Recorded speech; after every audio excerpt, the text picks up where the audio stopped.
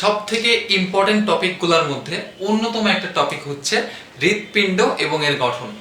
আসলে হৃৎপিণ্ড কি এটা আমরা অনেকেই জানি, সেটা হচ্ছে যে হৃৎপিণ্ড হচ্ছে আমাদের বডির যে রক্তগুলো আছে সেই রক্তগুলোকে সঠিকভাবে পাম্প করে বডির সকল কোষে পৌঁছে দেওয়ার যে যন্ত্র, এবং পাশাপাশি বডির সকল জায়গা থেকে যে দূষিত অর্থাৎ কার্বন ডাইঅক্সাইড রক্তগুলোকে কালেক্ট করা বা সংগ্রহ করে যে যন্ত্র, সেই যন্ত্রটাকেই বলা হয় হৃদযন্ত্র বা হৃৎপিণ্ড। এখন যে জিনিসটা পরীক্ষার সময় খুবই আমাদেরকে প্রবলেমের মধ্যে ফেলে সেটা হচ্ছে যে হৃৎপিণ্ডের গঠন। আসলে এই জিনিসটাকে আমরা অনেক কঠিন করে পড়ার চেষ্টা করি, কিন্তু জিনিসটা আসলে একেবারেই ইজি। আমি তোমাদেরকে দেখিয়ে দিব। আশা করি এই ক্লাসটা করার পরে তোমরা নিজেরাই বাসায় নিজেদের মতো করে সুন্দর করে হৃৎপিণ্ডের গঠনটা নিজেরাই লিখতে পারবে। রাইট? ওকে, তাহলে প্রথমে যে জিনিসটা খেয়াল করতে হবে যে যে কোনো একটা অঙ্গ বা একটা অর্গান তার কিন্তু একটা কাভারিং থাকে, তার কিন্তু একটা আবরণ থাকে।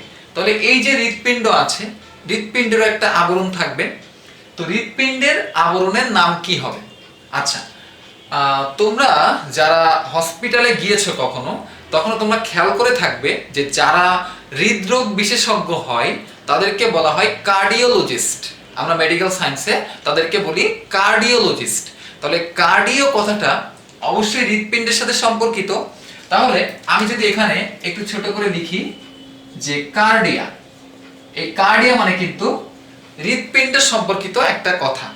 আচ্ছা, আর কোনো কিছুর বাইরে বা চারপাশের আবরণ বোঝালে তার নামের আগে পেরি কথাটা যুক্ত হয়। আর আমি যদি লাস্টে একটা ম বসিয়ে দিই, ব্যাস হয়ে গেল। তাহলে এটাই হচ্ছে আমাদের হৃৎপিণ্ডের আবরণ। তাহলে হৃৎপিণ্ডের আবরণের নাম কি? পেরিকার্ডিয়াম। এখন জানতে হবে যে পেরিকার্ডিয়াম কয় স্তরী পর্দা এবং কি কি স্তর আছে। মনে রাখবে যে পেরিকার্ডিয়ামের প্রধানত দুইটা স্তর। তো যে স্তরটা বাইরে আছে তাকে আমরা বলবো ফাইব্রাস। যেটা বাইরে আছে তাকে আমরা বলবো ফাইব্রাস, আর যেটা ভেতরে আছে তাকে আমরা বলবো সেরাস। এবার আসো যে এই সেরাসের মধ্যে আবার দুইটা পার্ট আছে। যেটা বাইরের দিকে আছে তাকে বলা হচ্ছে প্যারাইটাল, এবং যেটা ভেতরের দিকে আছে তাকে বলা হচ্ছে ভিসেরাল। মনে রাখবে, মানে আমি এভাবে মনে রাখতাম আর কি, যে ভিতরে ভিসেরাল, দেখো দুইটার মধ্যে কিন্তু ভি ভি আছে। তাহলে ভেতরে কি হবে? ভিসেরাল, আর বাইরের দিকে থাকবে হচ্ছে প্যারাইটাল। এখন কথা হচ্ছে এই যে ভিসেরাল এবং প্যারাইটাল যে স্তর, এই দুইটা স্তরের মাঝখানে একটা তরল পদার্থ থাকে, একটা ফ্লুইড থাকে। তাহলে ফ্লুইডটা কোথায় আছে দেখো তো? পেরিকার্ডিয়াম এর ভিতরে আছে। সেই জন্য এই ফ্লুইডটার নাম হবে পেরিকার্ডিয়াল ফ্লুইড। তাহলে এই প্যারাইটাল এবং ভিসেরাল স্তরের মাঝখানে একটা তরল পদার্থ থাকে, যেই তরল পদার্থটার নাম হচ্ছে পেরিকার্ডিয়াল ফ্লুইড। পেরিকার্ডিয়াল ফ্লুইড, এই ফ্লুইডটার কাজ কি? এই ফ্লুইডটার কাজ হচ্ছে বাইরের বিভিন্ন ঘর্ষণ বা আঘাত থেকে আমাদের হৃৎপিণ্ডকে সে প্রোটেক্ট করে, অর্থাৎ রক্ষা করে। এবার আসো যে আমরা পেরিকার্ডিয়াম জানলাম, তাহলে আমরা যদি একটু বেসিকে যাই, যে এইটা মনে করো আমাদের হার্ট। আমি জাস্ট একটু সংক্ষেপে আঁকার চেষ্টা করি। এইটা মনে করো আমাদের হার্ট, আর হার্টের বাইরে যে আবরণটা আছে এই আবরণটার নাম হচ্ছে পেরিকার্ডিয়াম, যেটা আমরা কিন্তু অলরেডি পড়ে ফেলছি। তাহলে আমরা পেরিকার্ডিয়ামটাকে এবার মুছে দিই। তাহলে পেরিকার্ডিয়াম বাদে এখন যে অংশটি আছে সেটি হচ্ছে আমাদের হৃৎপিণ্ড বা হার্ট। এখন এই হৃৎপিণ্ডটা আসলে কি দ্বারা তৈরি হয় এটা একটু জানতে হবে। মনে রাখবে যে আমাদের হৃৎপিণ্ড তৈরি হয় হৃৎপেশি নামক একটা বিশেষ ধরনের মাসেল দিয়ে। তাহলে এই যে হৃৎপেশি, তার চারদিকে কি আছে? একটা পেশির আবরণ আছে। এই পেশিটাকে বলা হয় হৃৎপেশি। এই যে আমি এখন যেটাকে মার্ক করছি, এই অংশটার নাম হচ্ছে হৃৎপেশি। আর তাহলে ভাইয়া পেরিকার্ডিয়ামটা কোথায় আছে? এই হৃৎপেশির চারপাশ জুড়ে আছে, এই যে এরকম ভাবে। ঠিক আছে? তো যেহেতু আমরা পেরিকার্ডিয়ামটা পড়ে ফেলছি, তো সেহেতু আমি পেরিকার্ডিয়ামটাকে মুছে দিলাম। তাহলে এখন যেটা পাবো সেটা হচ্ছে কি হৃৎপেশির স্তর। তাহলে মনে রাখবে যে হৃৎপেশির তিনটা স্তর আছে। হৃৎপিণ্ড যে হৃৎপেশি দ্বারা তৈরি হয়, এই হৃৎপেশির তোমার তিনটা স্তর আছে। তো কি কি স্তর আছে? একটা হচ্ছে এপি, আরেকটা হচ্ছে মায়ো, আরেকটা হচ্ছে এন্ডো। এবার হৃৎপিণ্ড সম্পর্কিত কোন টার্ম আমি আগেই বলেছি, সেখানে অবশ্যই কার্ডিয়াম কথাটা থাকবে। তাহলে এপিকার্ডিয়াম লেখা যায়। তারপরে দেখো মায়োকার্ডিয়াম, এন্ড সবার লাস্টে এন্ডোকার্ডিয়াম। এখানে একটা জিনিস মনে রাখবে যে বায়োলজিতে কোনো ওয়ার্ডে যদি পেরি বা এপি এই জাতীয় কোনো ওয়ার্ড থাকে, তাহলে সেটা হচ্ছে থাকে সবার বাইরের দিকে। আর যদি এন্ডো কথাটা কোথাও দেখো, এন্ডো মানে হচ্ছে কোনো কিছুর ভেতরে। আর মায়ো, তাহলে বুঝতেই পারতেছো যে এটা যদি বাইরে হয় এবং এটা যদি ভেতরে হয়, তাহলে মায়ো থাকবে হচ্ছে কোথায়? মায়ো থাকবে হচ্ছে এদের মাঝখানে। আচ্ছা, তাহলে আমরা বলতে পারি যে হৃৎপেশির সবার বাইরের স্তরটার নাম হচ্ছে এপিকার্ডিয়াম, মাঝখানের স্তরটার নাম হচ্ছে মায়োকার্ডিয়াম এবং ভেতরের স্তরটার নাম হচ্ছে এন্ডোকার্ডিয়াম। এখন জানতে হবে যে এই তিনটা স্তরের কাজ কি। একেবারে ফার্স্টে দেখো এপিকার্ডিয়াম। তো আমরা যারা হৃৎপিণ্ডের ছবি দেখেছি, খেয়াল করে দেখবে যে হৃৎপিণ্ডের উপরে কিন্তু একটা চর্বির একটা আবরণ থাকে, চর্বির একটা লেয়ার থাকে। তাহলে ওই চর্বিটা বেসিক্যালি কোন লেয়ারে থাকে? এই এপিকার্ডিয়ামে থাকে। সুতরাং আমরা বলতে পারি যে এপিকার্ডিয়ামে চর্বি যুক্ত থাকে। এবার আসো মায়োকার্ডিয়াম। আমাদের যে হৃৎপিণ্ড আছে, এই হৃৎপিণ্ড কিন্তু বিট করে, অর্থাৎ সংকোচন প্রসারণ করে। তো এই যে মায়োকার্ডিয়াম, এই মায়োকার্ডিয়ামের কারণেই আমাদের হৃৎপিণ্ডটা সংকোচন এবং প্রসারণ করতে পারে। তাহলে পরীক্ষায় যদি কোশ্চেন আসে যে হৃৎপিণ্ড সংকোচন এবং প্রসারণে সাহায্য করে কোন অংশটি, আনসার হচ্ছে মায়োকার্ডিয়াম। আর এবার আসো এন্ডোকার্ডিয়াম। এন্ডোকার্ডিয়ামের কাজ কি হবে? আমরা জানি যে আমাদের যে হৃৎপিণ্ড, যদি এখানে একটু দেখি আমরা, এই যে হৃৎপেশি, এর বাইরের স্তরটা হচ্ছে এপিকার্ডিয়াম, মাঝখানেরটা হচ্ছে মাঝখানেরটা হচ্ছে মায়োকার্ডিয়াম এবং ভেতরেরটার নাম হচ্ছে এন্ডোকার্ডিয়াম। তাহলে এই যে হৃৎপিণ্ড, এর মধ্যে কি বিভিন্ন শিরা ধমনী এগুলো এসে ঢুকছে না? তাহলে এই যে শিরা ধমনীগুলো, এগুলো দেখো তো হৃৎপিণ্ডের প্রকোষ্ঠের সাথে যুক্ত হচ্ছে কোন স্তরটা দিয়ে? এই ভেতরের স্তরটা দিয়ে যুক্ত হচ্ছে।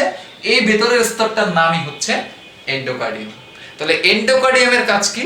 এন্ডোকার্ডিয়ামের কাজ হচ্ছে রক্তনালীর সাথে হৃৎপিণ্ডের প্রকোষ্ঠের অবিচ্ছিন্ন সংযোগ সৃষ্টি করে, অর্থাৎ এই রক্তনালীগুলোর সাথে এই প্রকোষ্ঠের যোগসূত্র তৈরি করে।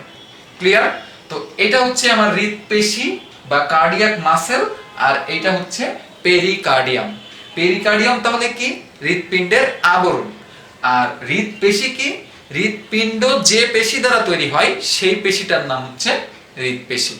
এখানে কিন্তু অবশ্যই খেয়াল রাখতে হবে যে পেরিকার্ডিয়াম এর দুইটা স্তর, কিন্তু হৃৎপেশির কিন্তু তিনটা স্তর। এবার আমরা আস্তে আস্তে প্রকোষ্ঠগুলোর দিকে ঢুকবো এবং কি কি ডিটেইলসে পড়া লাগবে সেগুলো একটু জানার চেষ্টা করব। প্রকোষ্ঠগুলো পড়তে গেলে আমাদেরকে কিছু জিনিস একটু মনে রাখতে হবে। আসলে এই গঠনটা অনেক জটিল, যে কোনটা ডান অলিন্দ, কোনটা বাম অলিন্দ, ডান অলিন্দ দিয়ে কোনটা প্রবেশ করে, কোন শিরা বা কোন ধমনী প্রবেশ করে, কোনটা বাহির হয়, এগুলো আসলে মুখস্থ করা অনেক টাফ। বাট আমরা টেকনিক্যালি জাস্ট 2 মিনিটের মধ্যে দেখেই বলে দিতে পারবো যে এখানে কি হবে আর ওখানে কি হবে। জাস্ট ইজিলি নিজেদের সুবিধা মতো করে আমরা এই জিনিসটাকে একটু পড়ার চেষ্টা করব। তো প্রথমে যেটা বলবো সেটা হচ্ছে, মানে আমি এইভাবে পড়তাম।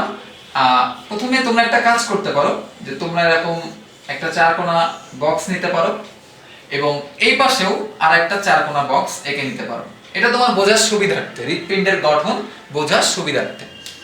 এখন কথা হচ্ছে যে আমি এটাকে মাঝখান দিয়ে একটা দাগ টেনে দিলাম এবং এটারও মাঝখান দিয়ে একটা দাগ টেনে দিলাম।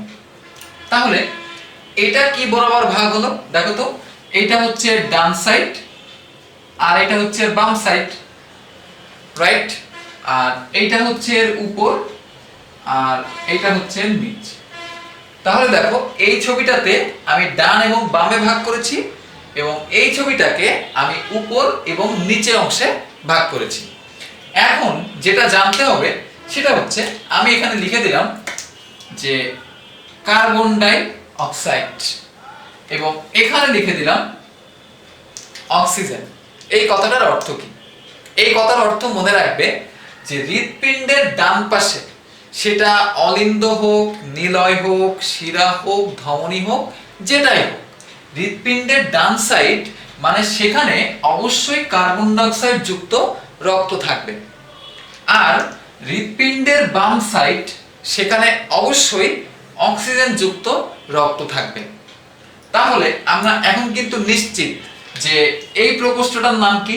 এই প্রকোষ্ঠটার নাম দেখো, এটা ডান সাইডে আছে আর এখানেও ডান সাইডে আরো একটা প্রকোষ্ঠ আছে।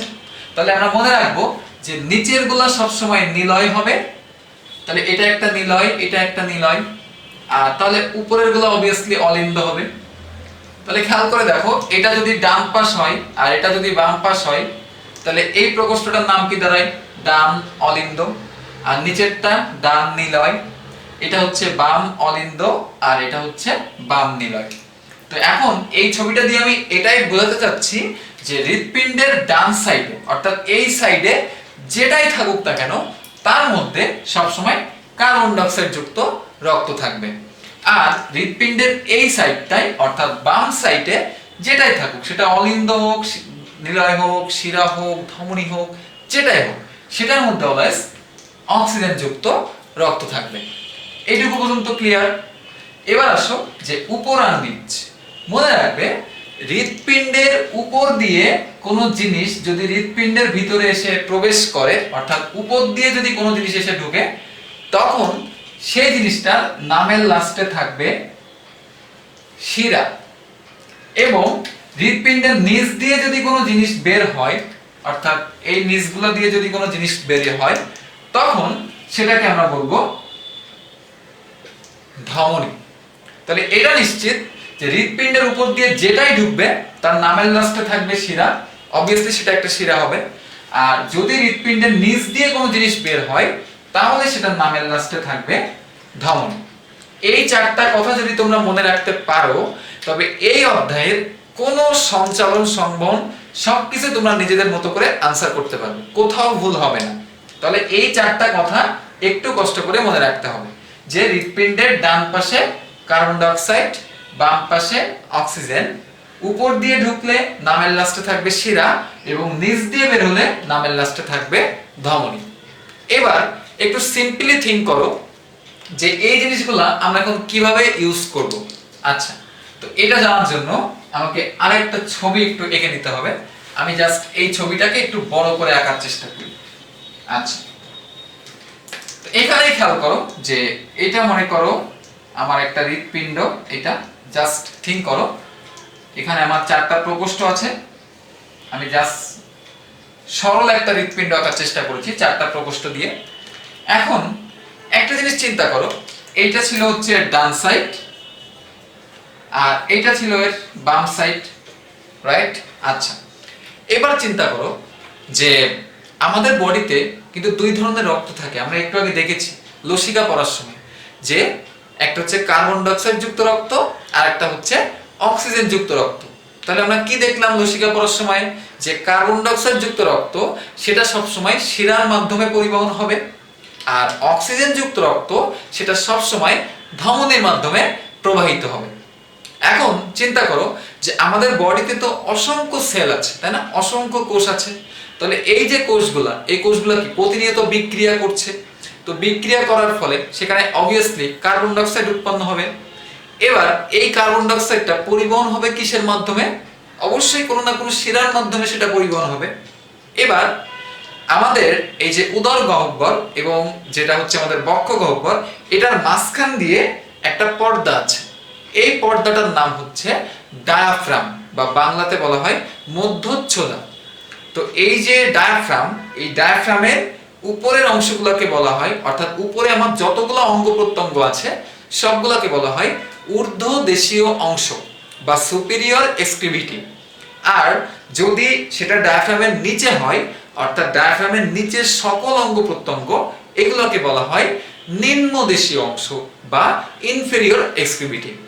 তাহলে একটা জিনিস চিন্তা করো যে আমাদের উপরে যতগুলা কোষ আছে এই সবগুলা কোষের কার্বন ডাইঅক্সাইড সমৃদ্ধ রক্তটা নিশ্চয়ই একটা শিরার মাধ্যমে আসবে। তাহলে এই সবগুলো অঙ্গ থেকে অনেকগুলো শিরা আসলো, আসার পরে তারা কিন্তু একসাথে মিলে একটা বড় একটা শিরা তৈরি করবে, রাইট? তাহলে সেই শিরাটার নাম কি হবে? একটু কমন সেন্স চিন্তা করো যে অনেকগুলা নগর মিলে আমরা তাকে বলি মহানগর, অনেকগুলা দেশ একসাথে বলি মহাদেশ। তাহলে এই যে অনেকগুলা শিরা একসাথে আসতেছে, এসে মোট বড় একটা শিরা তৈরি করছে, এটার নাম তাহলে কি হবে? অবশ্যই একটা মহাশিরা।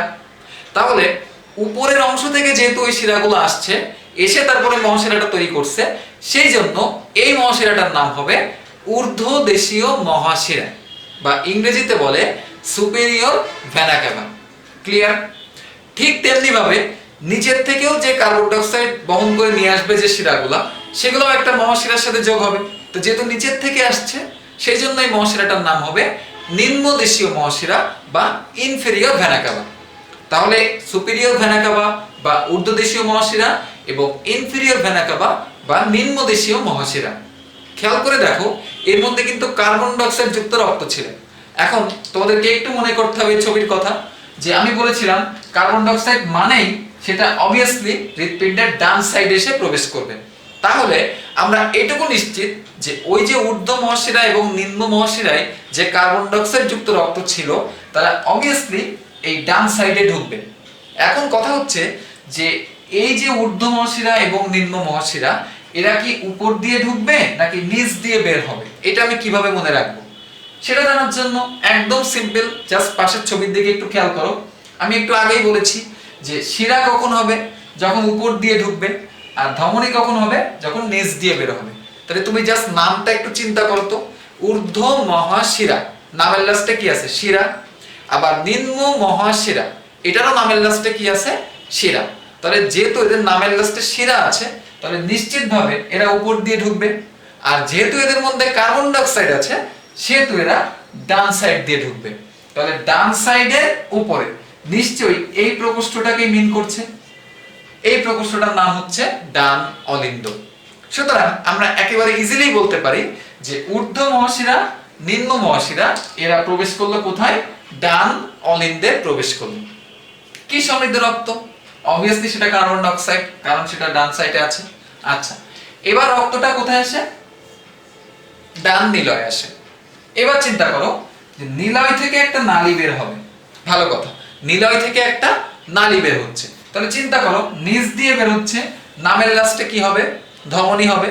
তো এই ধমনীটা সোজা চলে যাচ্ছে আমাদের ফুসফুসে। আমি এখানে সংক্ষেপে লিখলাম ফুসফুস, তোমাদের বোঝার সুবিধার্থে আর কি। তো এই নালীটা ফুসফুসে চলে যাচ্ছে, তো নিচ দিয়ে বের হচ্ছে, তাহলে এর নামের লাস্টে অবশ্যই ধমনী থাকবে।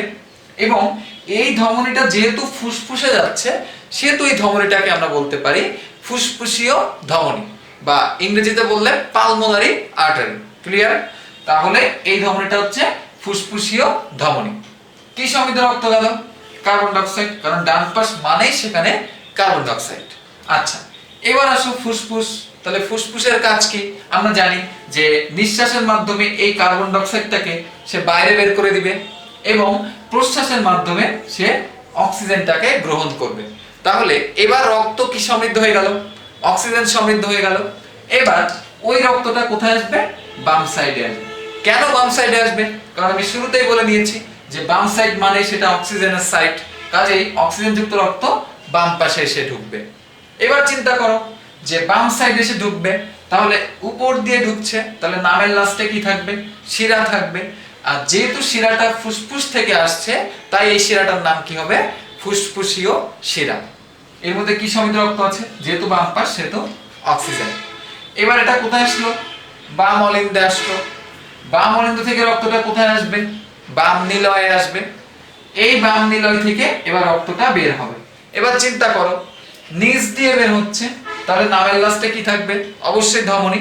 তো এই ধমনীটা হচ্ছে আমাদের বডির সকল কোষকে অক্সিজেন যুক্ত রক্ত সাপ্লাই করে। সেই জন্য এই ধমনীটার নাম হচ্ছে মহাধমনী বা ইংরেজিতে বলা হয় অ্যাওর্টা। তাহলে অ্যাওর্টা বা মহাধমনীর কাজ কি? সারা দেহে রক্ত সরবরাহ করে। তাহলে এ সারা দেহে তোমার রক্ত সরবরাহ করলো, করার পরে ঠিক দেখো সেই সবগুলো কোষে কোষে কিন্তু অক্সিজেন পৌঁছে গেল।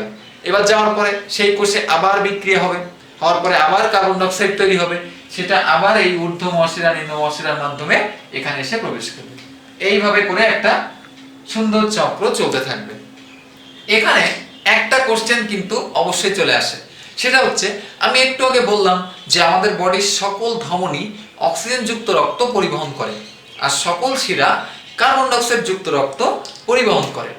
কিন্তু এখানে কিন্তু একটা ব্যতিক্রম ছিল, তোমরা খেয়াল করেছো কিনা আমি জানি না, একটু দেখো যে এটার নাম ছিল কিন্তু ফুসফুসীয় ধমনী, নিচ দিয়ে বের হয়েছে, নামের লাস্টে ছিল ধমনী, তাহলে এটা হচ্ছে ফুসফুসীয় ধমনী হিসাবে যে কোনো ধমনীর মধ্যে অক্সিজেন যুক্ত রক্ত থাকবে, কিন্তু এটা কিন্তু ব্যতিক্রম, এটা নামে ধমনী কিন্তু বহন করে কার্বন ডাই অক্সাইড। ঠিক তেমনি ভাবে এই ফুসফুস থেকে যে শিরাটা আসছিল, যেহেতু উপর দিয়ে ঢুকছে নামের লাস্টে শিরা, এই শিরাটার নাম হচ্ছে ফুসফুসীয় শিরা। তো বেসিক্যালি শিরার মধ্যে থাকবে কার্বন ডাই অক্সাইড, কিন্তু এটা কিন্তু ব্যতিক্রম, ফুসফুসীয় শিরার মধ্যে কিন্তু কার্বন ডাই অক্সাইড থাকে না, কি থাকে? অক্সিজেন থাকে। ক্লিয়ার?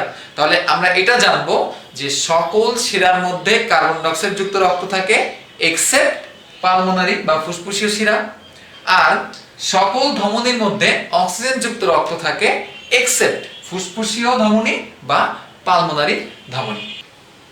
এখন আমরা রক্ত সংবহন যে পদ্ধতিগুলো আছে সেই পদ্ধতিগুলো নিয়ে আলোচনা করব, অর্থাৎ রক্ত আমাদের টোটাল বডিতে কিভাবে সংবহিত হয় সেই পদ্ধতিগুলো নিয়ে আমাদের এখনকার আলোচনা। তাহলে প্রথমেই যেটা বলবো যে আমাদের ফার্স্ট যেটা জানতে হবে সেটা হচ্ছে যে কিভাবে আমাদের বডির সব জায়গায় আসলে রক্তটা প্রবাহিত হয়। তো তোমরা মনে রাখতে পারো যে আমাদের বডিতে টোটাল 4টা পদ্ধতিতে রক্ত সংবহিত হয়। তাহলে কিভাবে হয় আমরা জাস্ট 4টা পদ্ধতির নাম একটু এখানে লিখে নিব। একটা হচ্ছে সিস্টেমিক, একটা হচ্ছে পালমোনারি,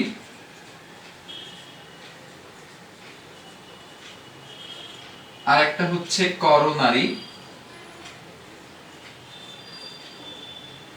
এবং আরেকটা হচ্ছে পোর্টাল।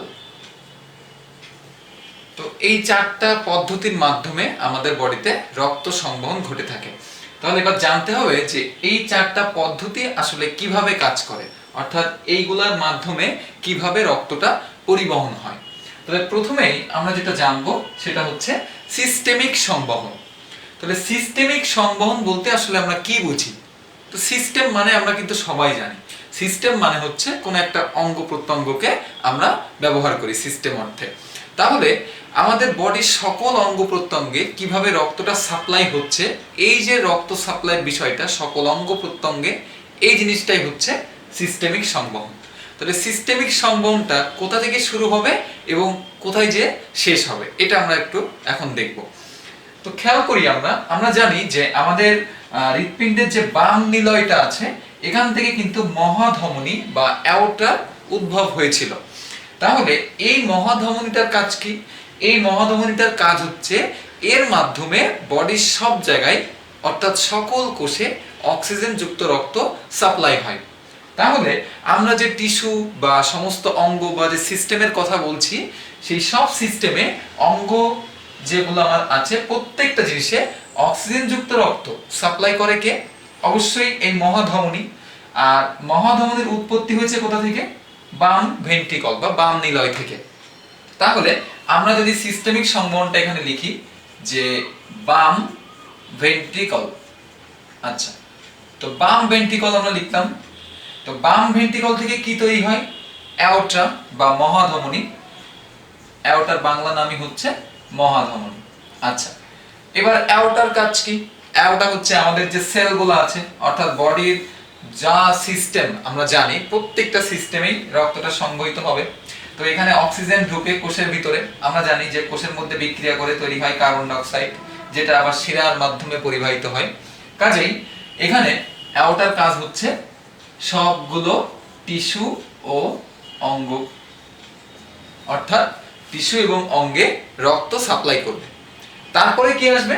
তারপরে আসবে হচ্ছে এই কার্বন ডাই অক্সাইড তৈরি হবে। এবার রক্তে কিন্তু কার্বন ডাই অক্সাইড মিশে যাচ্ছে, তাহলে এই কার্বন ডাই অক্সাইড নিশ্চয়ই শিরার মাধ্যমে পরিবাহিত হবে। এখন আমরা কিন্তু একটু আগেই দেখেছি যে আমাদের যদি সেটা উপরের কোনো কোষ হয় তাহলে কিন্তু সেটা ঊর্ধ্বদেশীয় মহাশিরা, আর যদি নিচের কোনো কোষ হয় তাহলে সেটা নিম্নদেশীয় মহাশিরার সাথে যে অ্যাড হবে, মানে যুক্ত হবে।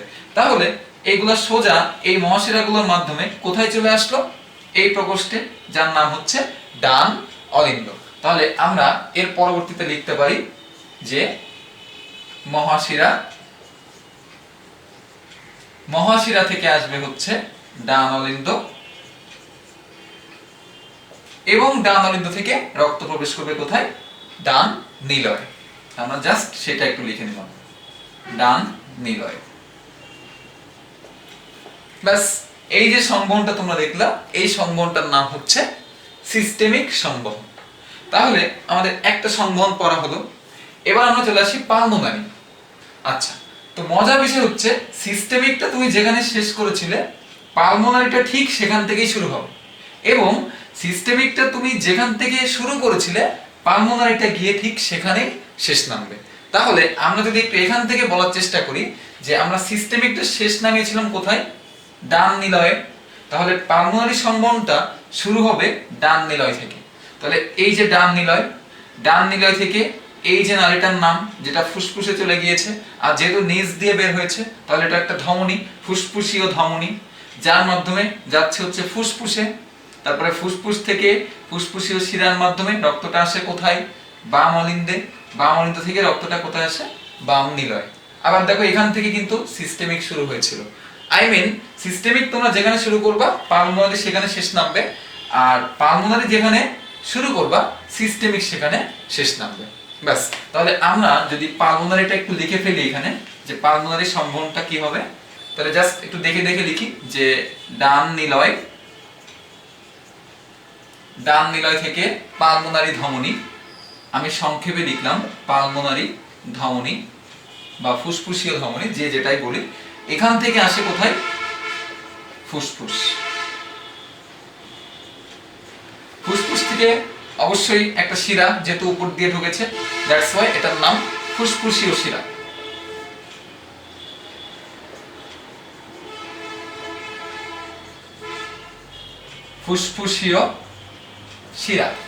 ফুসফুসীয় শিরাটা কোথায় এসে ঢুকলো? বাম অলিন্দ।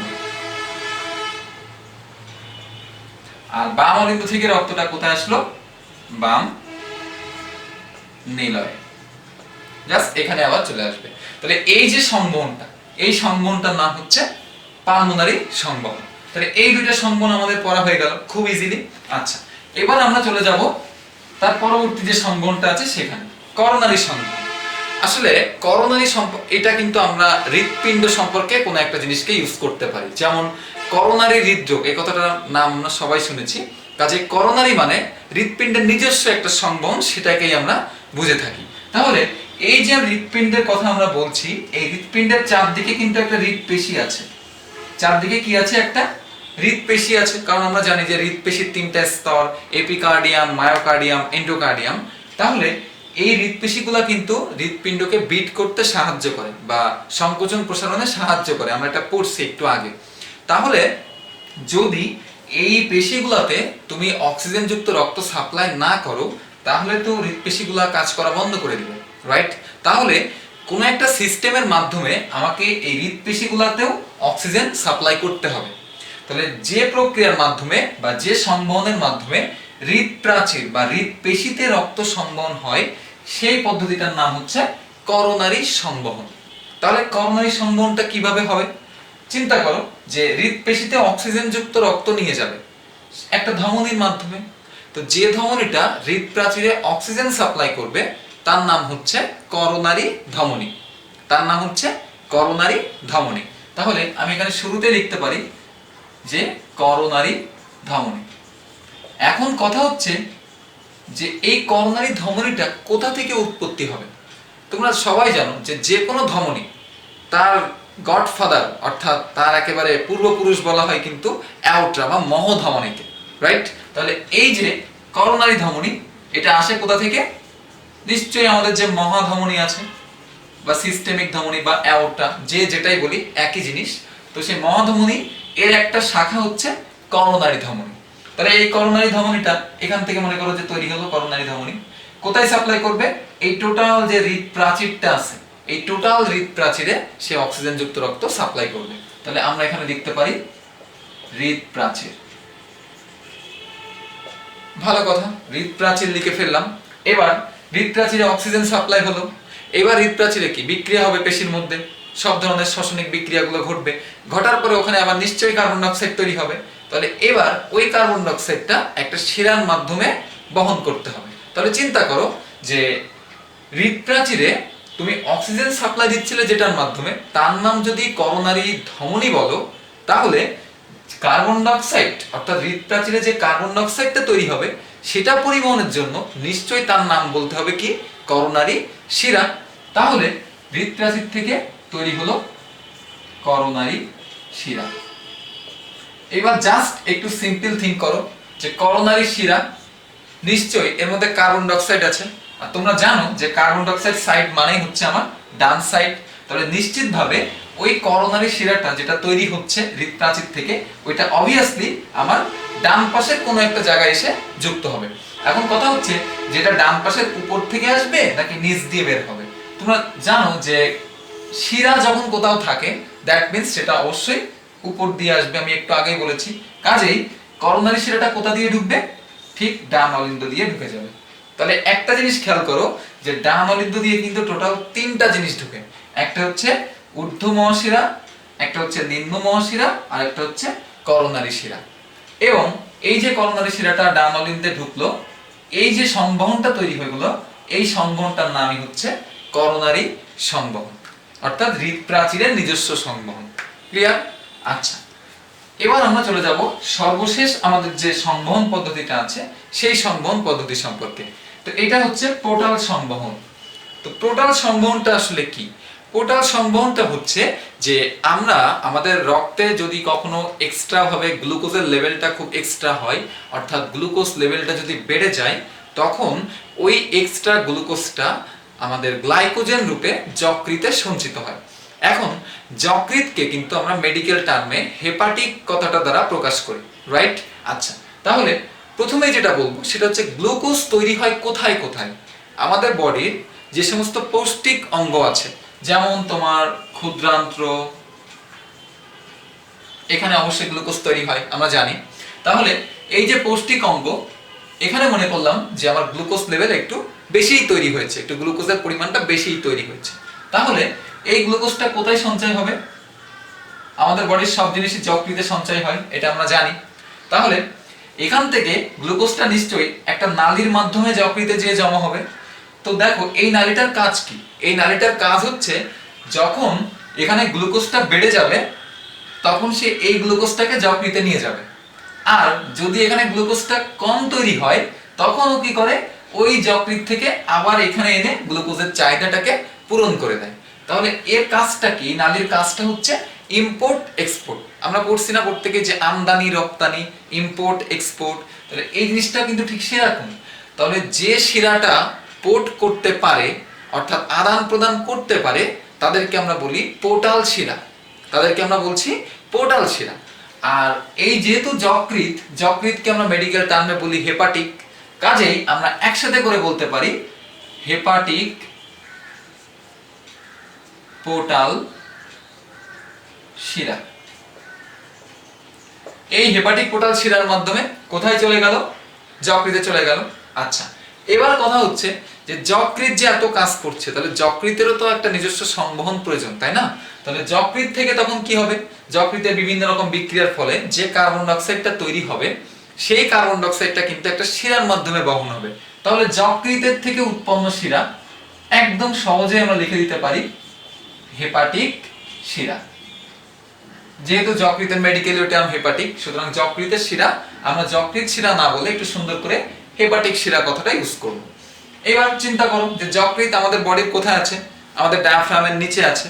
তো আমি একটু আগে বলেছি যে ডায়াফ্রামের নিচে যারা আছে তারা সবাই নিম্নদেশীয় অংশ, কাজেই এখান থেকে যে শিরাটা তৈরি হবে সেটা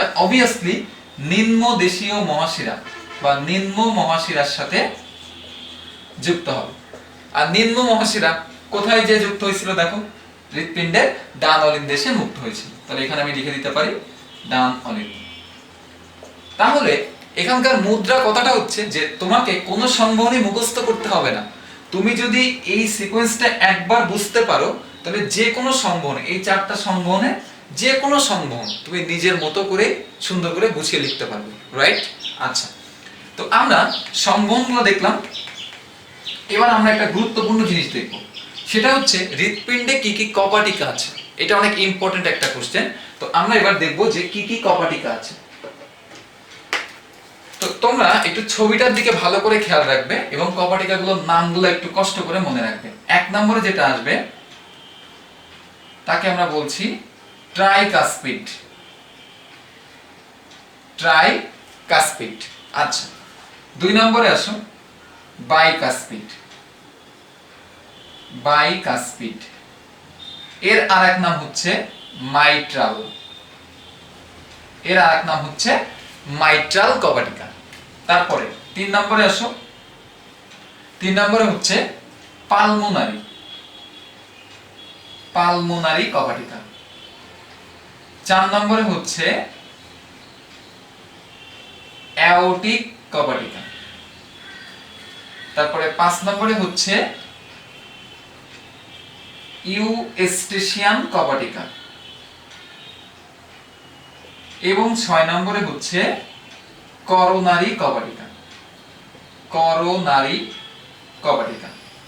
তো এর মধ্যে আসলে আমরা একটাও মুখস্থ করব না যে কোন কপাটিকা কোথায় থাকে, এটা আমরা একটাও মুখস্থ করব না। আমরা নিজেরা জাস্ট একটু কমন সেন্স অ্যাপ্লাই করে এই টোটাল 6টা কপাটিকার অবস্থান নিজেরাই বলতে পারবো। তো কিভাবে হবে একটুখানি খেয়াল করি। তো এখানে মনে রাখতে হবে যে বাম, আমি লিখলাম কিন্তু বাম, তাহলে আমাদের বাম সাইড কোনটা? এইটা। আচ্ছা, তো মনে রাখবে যে বাম পাশে বাইকাসপিড, এই কথাটা মনে রাখতে হবে যে বাম পাশে বাইকাসপিড। কাজেই আমি বলতে পারি যে বাম অলিন্দ আর বাম নিলয়ের মাঝখানে এই যে জায়গাটা আছে, এই জায়গায় থাকে হচ্ছে কে? Bicuspid, right?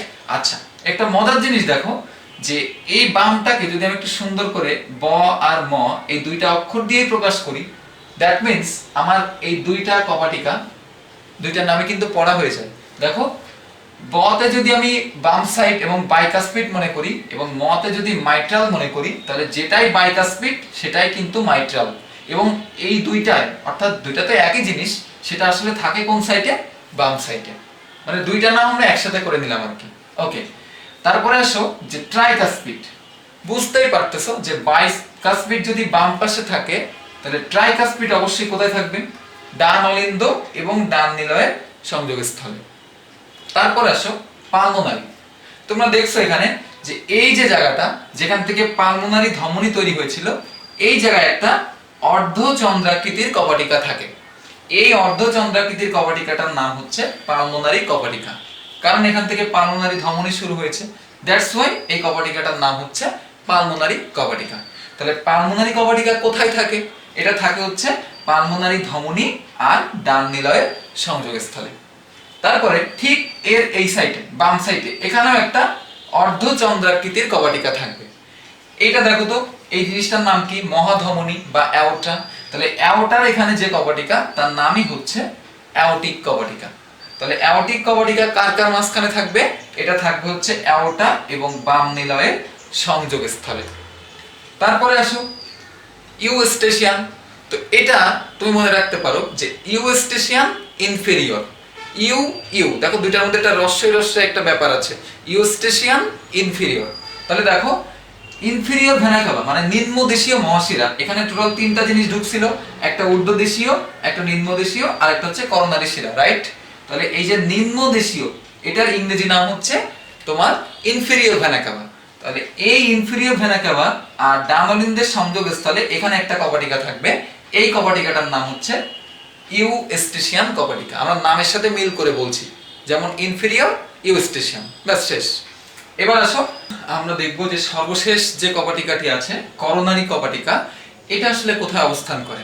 আমরা জানি যে আমাদের যে ডান অলিন্দ আছে হৃৎপিণ্ডের, সেখানে কিন্তু টোটাল 3টা শিরা এসে এখানে যুক্ত হয়েছিল। একটা হচ্ছে ঊর্ধ্ব মহাশিরা, একটা হচ্ছে নিম্ন মহাশিরা এবং আরেকটা হচ্ছে করোনারি শিরা। তাহলে এই যে করোনারি শিরা এবং এই ডানারন্ধ্রের সংযোগ স্থলে এখানে একটি কপাটিকা অবস্থান করবে যার নাম হচ্ছে করোনারি কপাটিকা। সুতরাং এখান থেকে দেখো এই যে 6টি কপাটিকা, এদের প্রত্যেকটারই শুধুমাত্র এদের নাম দেখেই আমরা কিন্তু সহজেই বলে দিতে পারবো আসলে কোন কপাটিকার অবস্থান কোথায়। তো এর মধ্যে একটা জিনিস একটু মনে রাখবো যে পালমোনারি এবং অ্যাওর্টিক এই দুইটা কপাটিকার আরেক নাম হচ্ছে সেমি লুনার কপাটিকা। সেমি লুনার কপাটিকা। তাহলে সেমি লুনার কথাটার অর্থ কি? লুনার মানে হচ্ছে চন্দ্র বা চাঁদ, আর সেমি মানে হচ্ছে অর্ধ। তাহলে সেমি লুনার কথাটার বাংলা অর্থ দাঁড়ায় অর্ধ চন্দ্রাকৃতির। তাহলে অর্ধ চন্দ্রাকৃতির কপাটিকা সংখ্যা হচ্ছে দুইটা। একটা হচ্ছে পালমোনারি কপাটিকা, যেটা থাকে হচ্ছে এখানে, অর্থাৎ পালমোনারি ধমনী এবং ডান নিলয়ের সংযোগ স্থলে, এবং অ্যাওর্টিক কপাটিকা যেটা থাকে হচ্ছে বাম নিলয় এবং অ্যাওর্টার সংযোগ স্থলে। এই দুইটা কপাটিকাকে আমরা বলছি সেমিলুনার কপাটিকা বা অর্ধ চন্দ্রাকৃতির কপাটিকা। আর বাইকাস্পিড এবং ট্রাইকাস্পিড, আসলে এগুলোকে কেন বাইকাস্পিড বা ট্রাইকাস্পিড বলা হয়? আসলে এই কাস শব্দটার অর্থ হচ্ছে ভালভ। তাহলে যেখানে তিনটা ভালভ আছে সেই কপাটিকাকে বলা হচ্ছে ট্রাইকাস্পিড, আর যেখানে দুইটা ভালভ আছে সেখানে ওই কপাটিকাটার নাম হচ্ছে বাইকাস্পিড কপাটিকা। তো এই ছিল করটিকা সম্পর্কিত আলোচনা। তো এখন আমরা দেখব যে কার্ডিয়াক চক্র বা কার্ডিয়াক সাইকেল আসলে কি জিনিস। তো আসলে কার্ডিয়াক কথাটা কিন্তু হৃৎপিণ্ডের সাথে সম্পর্কযুক্ত। তাহলে হৃৎপিণ্ড একটা নির্দিষ্ট চক্র বা একটা সাইকেলের মাধ্যমে তার সংকোচন এবং প্রসারণ এটা একটা নির্দিষ্ট সিকোয়েন্স অনুযায়ী সম্পন্ন করে। এই চক্রটাকেই বলা হয় কার্ডিয়াক চক্র বা ইংরেজিতে বলা হয় কার্ডিয়াক সাইকেল। তো এখন আমাদেরকে জানতে হবে যে কার্ডিয়াক চক্র বা কার্ডিয়াক সাইকেল জিনিসটা কি এবং এর মধ্যে কি কি পর্যায় আছে। তো এখানে আমি সবার ফার্স্টে কার্ডিয়াক চক্রের পর্যায়গুলো একটু লিখব। এর মোট 4টা পর্যায় আছে। একটা হচ্ছে অ্যাট্রিয়ামের ডায়াস্টল, অ্যাট্রিয়ামের ডায়াস্টল। 2 নম্বরে হচ্ছে অ্যাট্রিয়ামের সিস্টল। 3 নম্বরে হচ্ছে ভেন্ট্রিকলের সিস্টল এবং সর্বশেষ হচ্ছে ভেন্ট্রিকলের ডায়াস্টল। তো এই যে 4টা পর্যায়ের নাম আমরা লিখেছি, এখন এগুলো একটু ডিটেইলসে দেখতে হবে আসলে এই পর্যায়গুলো কি এবং এদের কাজটা আসলে কি। তো আমরা যদি সচরাচর এখানে একটা হার্ট একটু এঁকে নিই আমাদের সুবিধা মতো করে, এটা মনে করলাম আমাদের সেই হার্ট, মোটামুটি আর কি এটুকু মনে করো। আচ্ছা, এখন প্রথমে আসো যে অ্যাট্রিয়ামের ডায়াস্টল। অ্যাট্রিয়ামের ডায়াস্টল জিনিসটা আসলে কি? ডায়াস্টল আর সিস্টল, আমরা কিন্তু এখানে দুইটা কথা দেখছি। তো খুব সহজ মনে রাখবে যে ডায়াস্টল আর সিস্টল, একটার মানে সংকোচন আর একটার মানে হচ্ছে প্রসারণ। তো আমি এটা এইভাবে মনে রাখতাম যে সিস্টল এটা লিখতে কিন্তু বানানটা আমার কম লাগছে, আর ডায়াস্টল লিখতে কিন্তু বানানটা একটু বেশি লাগছে। তাহলে যেটা লিখতে বানান বা অক্ষর কম লাগে সেটা অবভিয়াসলি কম বা ছোট হওয়াকে নির্দেশ করবে, আর যেটা লিখতে বানান বেশি সেটা আমার লিখতে গেলে বানান বা অক্ষর বেশি লাগছে। দ্যাটস ওয়াই আমি বলবো যে এটার মানে হচ্ছে বেশি বেশি। তাহলে অ্যাট্রিয়ামের ডায়াস্টল, এই ডায়াস্টল কথাটার অর্থ হচ্ছে প্রসারণ, আর সিস্টল কথাটার অর্থ হচ্ছে সংকোচন। তাহলে একটা জিনিস চিন্তা করি আমরা যে প্রথম পর্যায়ে অর্থাৎ অ্যাট্রিয়ামের ডায়াস্টল, এখানে আসলে কি হয়? অ্যাট্রিয়ামের ডায়াস্টলের সময় কি হয় চিন্তা করো, এই দুই পাশে কিন্তু আমার আমার অ্যাট্রিয়াম, এই একটা অ্যাট্রিয়াম আর এই একটা অ্যাট্রিয়াম। তো এটাকে আমি বলতেছি রাইট অ্যাট্রিয়াম আর এটা হচ্ছে লেফট অ্যাট্রিয়াম। তোমরা একটু মনে করে দেখো যে রাইট অ্যাট্রিয়ামে কিন্তু টোটাল 3টা জিনিস এসে প্রবেশ করেছিল। একটা হচ্ছে ঊর্ধ্ব মহাশিরা, একটা হচ্ছে নিম্ন মহাশিরা আর একটা হচ্ছে করোনারি শিরা, এটা আমরা দেখেছি। আর বাম অলিন্দে কিন্তু ফুসফুস থেকে একটা শিরা আসছিল যার নাম ফুসফুসীয় শিরা বা পালমোনারি শিরা। তাহলে চিন্তা করো যে অ্যাট্রিয়ামের ডায়াস্টল, ডায়াস্টল মানে প্রসারণ। তাহলে চিন্তা করো তো যে অ্যাট্রিয়ামগুলো কখন প্রসারিত হবে? যখন এই যে শিরাগুলো থেকে রক্ত এই অলিন্দের ভিতরে আসবে, তখনই নিশ্চয়ই এটা প্রসারণ হবে। তাহলে আমরা বলতে পারি যে অ্যাট্রিয়ামের ডায়াস্টলের মাধ্যমে রক্ত অ্যাট্রিয়ামের ভিতরে এসে প্রবেশ করে। ক্লিয়ার? আচ্ছা, কিন্তু তখন এই যে ডান অলিন্দ এবং ডান নিলয়, তারপর বাম অলিন্দ এবং বাম নিলয়, এদের মাঝখানে কপাটিকা আছে না? অবশ্যই কপাটিকা আছে। এটার নাম হচ্ছে, বাম পাশে আছে, তাহলে এটার নাম হচ্ছে বাইকাসপিড, আর এটার নাম হচ্ছে ট্রাইকাসপিড। তো মনে রাখবে যে অ্যাট্রিয়ামের ডায়াস্টল যখন হচ্ছে, অর্থাৎ এর ভিতরে যখন রক্ত আসতেছে, তখন কিন্তু এই কপাটিকা দুইটা বন্ধ থাকে, অর্থাৎ রক্ত তখন নিচে নামতে পারে না। তাহলে এর পরবর্তী যে ধাপটা আছে অ্যাট্রিয়ামের সিস্টল, তখন কি করে? এই অ্যাট্রিয়ামটা সিস্টল করে, অর্থাৎ সংকুচিত হয়। এবার আমরা জানি যে কোনো একটা জিনিস যখন সংকোচন করা হয় তাহলে কিন্তু তার উপর যে একটা প্রেসার সৃষ্টি হয়। তাহলে চিন্তা করো যে যখনই আমার অ্যাট্রিয়াম দুইটা সংকুচিত হচ্ছে, তখন এই যে ভালভ দুইটা আছে এদের উপর একটা প্রেসার ক্রিয়েট হচ্ছে, তখন এই ভালভগুলা খুলে যায়। এই ভালভগুলা তখন খুলে যায়, এবং ভালভগুলা খোলার পরে রক্তটা কোথায় চলে আসে? ভেন্ট্রিকলে চলে আসে। কিন্তু কথা আছে, এরা ভেন্ট্রিকলে আসলেও ভেন্ট্রিকলের নিচে কিন্তু আমাদের দুইটা কপাটিকা ছিল। এই পাশে ছিল হচ্ছে পালমোনারি কপাটিকা, আর এই পাশে ছিল হচ্ছে অ্যাওর্টিক কপাটিকা। কথা হচ্ছে যে এখান থেকে প্রেসার ক্রিয়েটের মাধ্যমে রক্তটা এই নিলয়ে আসে, এই পর্যন্ত ঠিক আছে, কিন্তু নিলয় থেকে কিন্তু বেরোতে পারে না, কারণ নিলয় থেকে বেরোনোর জন্য এদের পরবর্তী ধাপের প্রয়োজন, ভেন্ট্রিকলের সিস্টল। কারণ তুমি যদি একে প্রেসার না করো তাহলে মানে এই রক্তটা এই দুই সাইড দিয়ে বেরোতে পারবে না। তাহলে যখনই তুমি ভেন্ট্রিকলের সিস্টল করবা, অর্থাৎ সংকোচন করবা, তখন এই সাইড দিয়ে এই কপাটিকাটা খুলে যাবে এবং পালমোনারি ধমনীর মাধ্যমে রক্তটা চলে যাবে ফুসফুসে, আর এই সাইডে যে অ্যাওর্টিক কপাটিকা আছে সেটাও খুলে যাবে এবং অ্যাওর্টার মাধ্যমে সারা বডিতে রক্ত সংবহন হবে। আবার ঠিক একইভাবে এখানে রক্ত চলে আসবে, আবার এখানে আসবে, এখান থেকে আবার নিলয় চলে আসবে। তাহলে চিন্তা করো, এখানে যখন অ্যাট্রিয়াম থেকে রক্তটা নিলয়ে আসছিল, তখন কিন্তু নিলয়টা আস্তে আস্তে বড় হয়েছিল। তাহলে এই যে নিলয় যে বড় হচ্ছে, মানে প্রসারিত হচ্ছে, সেটাকেই আমরা কিন্তু আবার বলতে পারি ভেন্ট্রিকলের ডায়াস্টল। তাহলে মোটামুটি দেখো যে এই চারটা পর্যায়ের মাধ্যমে কিন্তু কন্টিনিউয়াসলি আমাদের হৃৎপিণ্ডটা সংকোচন প্রসারণ সংকোচন প্রসারণ এইভাবে করে সে বিট করে যাচ্ছে। এবং এই যে চক্রটা, এই চক্রটার নামই হচ্ছে কার্ডিয়াক চক্র বা কার্ডিয়াক সাইকেল। এখন এখানে একটু কষ্ট করে মনে রাখতে হবে যে এই যে ভেন্ট্রিকলের সিস্টল এবং ভেন্ট্রিকলের যে ডায়াস্টল, এই দুইটা জায়গায় কিন্তু দুইটা সাউন্ড তৈরি হয়, দুইটা শব্দ উৎপন্ন হয়। মনে রাখবে যে ভেন্ট্রিকলের সিস্টল এখানে তৈরি হবে লাভ, এবং ভেন্ট্রিকলের ডায়াস্টল এখানে তৈরি হবে ডাব। এটা আসলে সাউন্ডের নাম, মানে বিজ্ঞানীদের আবিষ্কার আর কি এটা, যে এখানে সম্ভবত লাভ নামক একটা শব্দ তৈরি হয় এবং এখানে ডাব এরকম একটা শব্দ তৈরি হয়। তাহলে আমরা এটা অবশ্যই মনে রাখবো যে ভেন্ট্রিকলের সিস্টলে লাভ শব্দ উৎপন্ন হয় এবং ভেন্ট্রিকলের ডায়াস্টলে ডাব শব্দ উৎপন্ন হয়। এখন কথা হচ্ছে যে এখানে ভেন্ট্রিকলের সিস্টলে তাহলে কি হয় এবং ভেন্ট্রিকলের ডায়াস্টলে আসলে কি হয়, যার কারণে এই দুটো শব্দ উৎপন্ন হয়। তো মনে রাখবে যে ভেন্ট্রিকলের সিস্টল যখন হচ্ছিল, তখন কিন্তু এই যে দুইটা কপাটিকা এরা খুলে যাচ্ছিল, ঠিক আছে, কিন্তু এই দুইটা কপাটিকা কিন্তু তখন সজোরে বন্ধ হয়ে যাচ্ছিল। তাহলে এই যে বাইকাসপিড এবং ট্রাইকাসপিড এরা যখন সজোরে বন্ধ হয়, তখনই সেটাকে বলা হয় লাভ।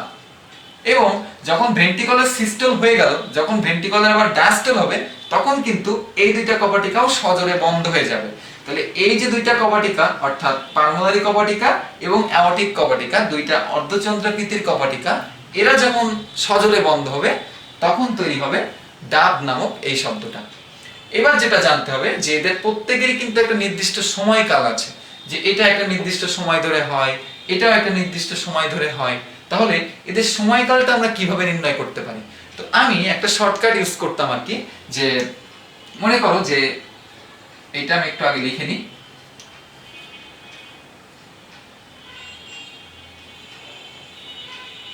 আচ্ছা, এখানে আমি কি লিখেছি? মনে করো একটা ছোট বাচ্চা, সে কিন্তু আর আব্বা বলে ডাকতে পারে না, তার সবগুলো দাঁত এখনো ঠিকঠাক মতো ওঠেনি, তো সে অনেকটা আব্বা বলে ডাকে আর কি। তো আমি লিখলাম যে আব্বা সিস্টল সিস্টল ডায়াস্টল ডায়াস্টল। এটা তোমাকে মনে রাখতে হবে যে আব্বা সিস্টল সিস্টল ডায়াস্টল ডায়াস্টল। এবার 1 থেকে 8 পর্যন্ত আমার বিজোড় সংখ্যা কি কি আছে? 1 3 5 7। আমি জাস্ট বিজোড় সংখ্যাগুলো ইউজ করলাম।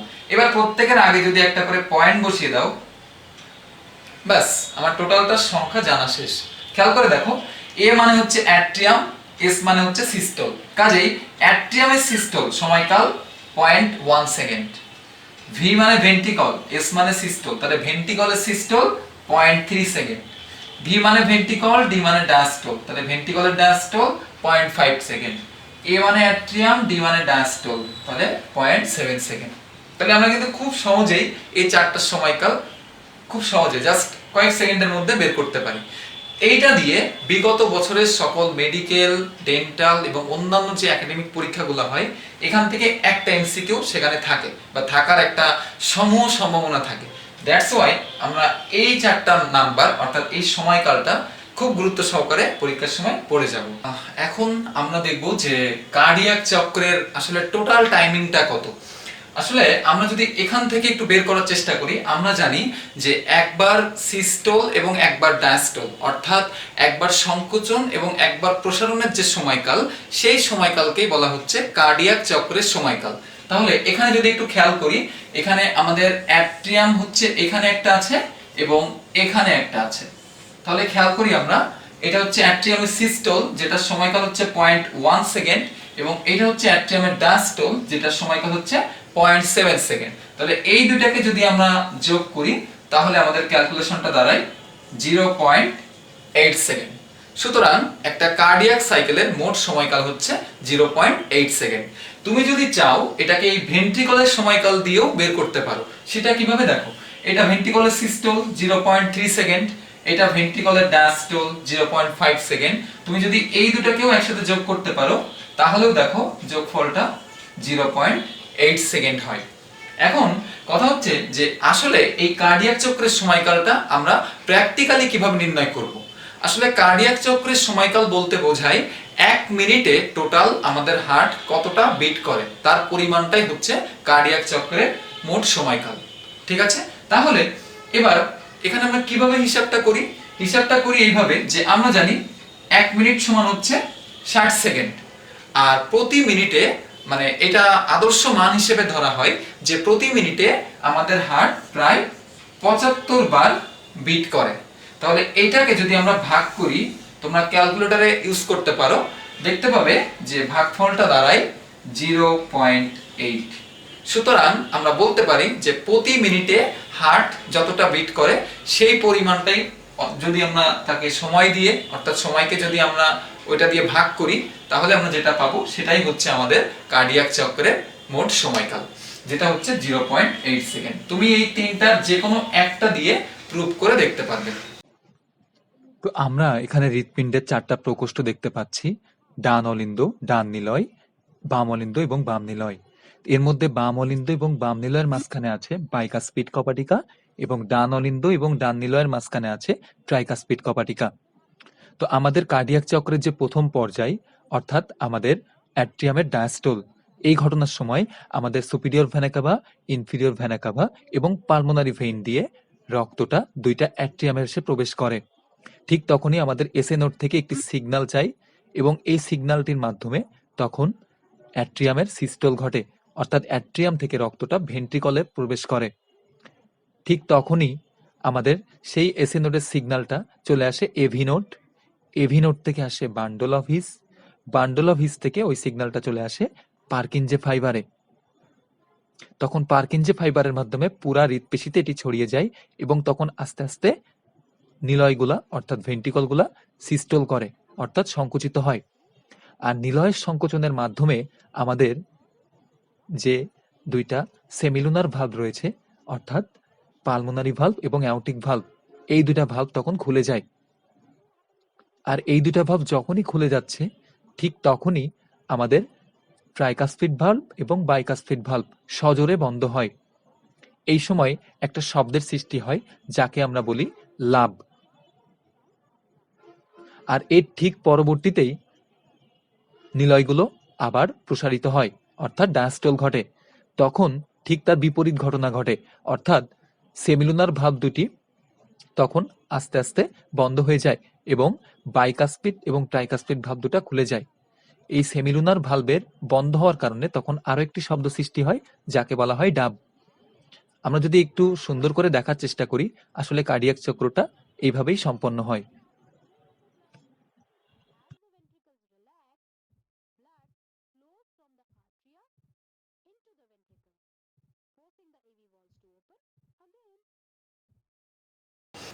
তো এখন আমরা যে টপিকটি দেখব সেই টপিকটি হচ্ছে হৃৎপিণ্ডের মায়োজেনিক নিয়ন্ত্রণ।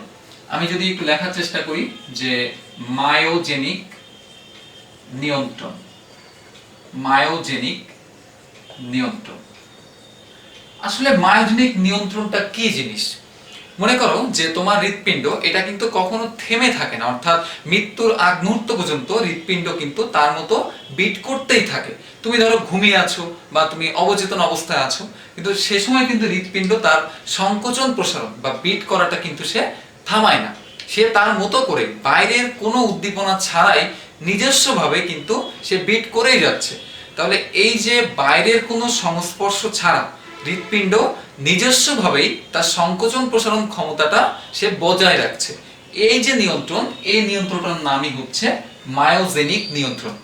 তাহলে নিশ্চয়ই হৃৎপিণ্ডের মধ্যে এমন একটা কোনো বস্তু আছে যেটা হৃৎপিণ্ডকে এই মায়োজেনিক নিয়ন্ত্রণে সাহায্য করে।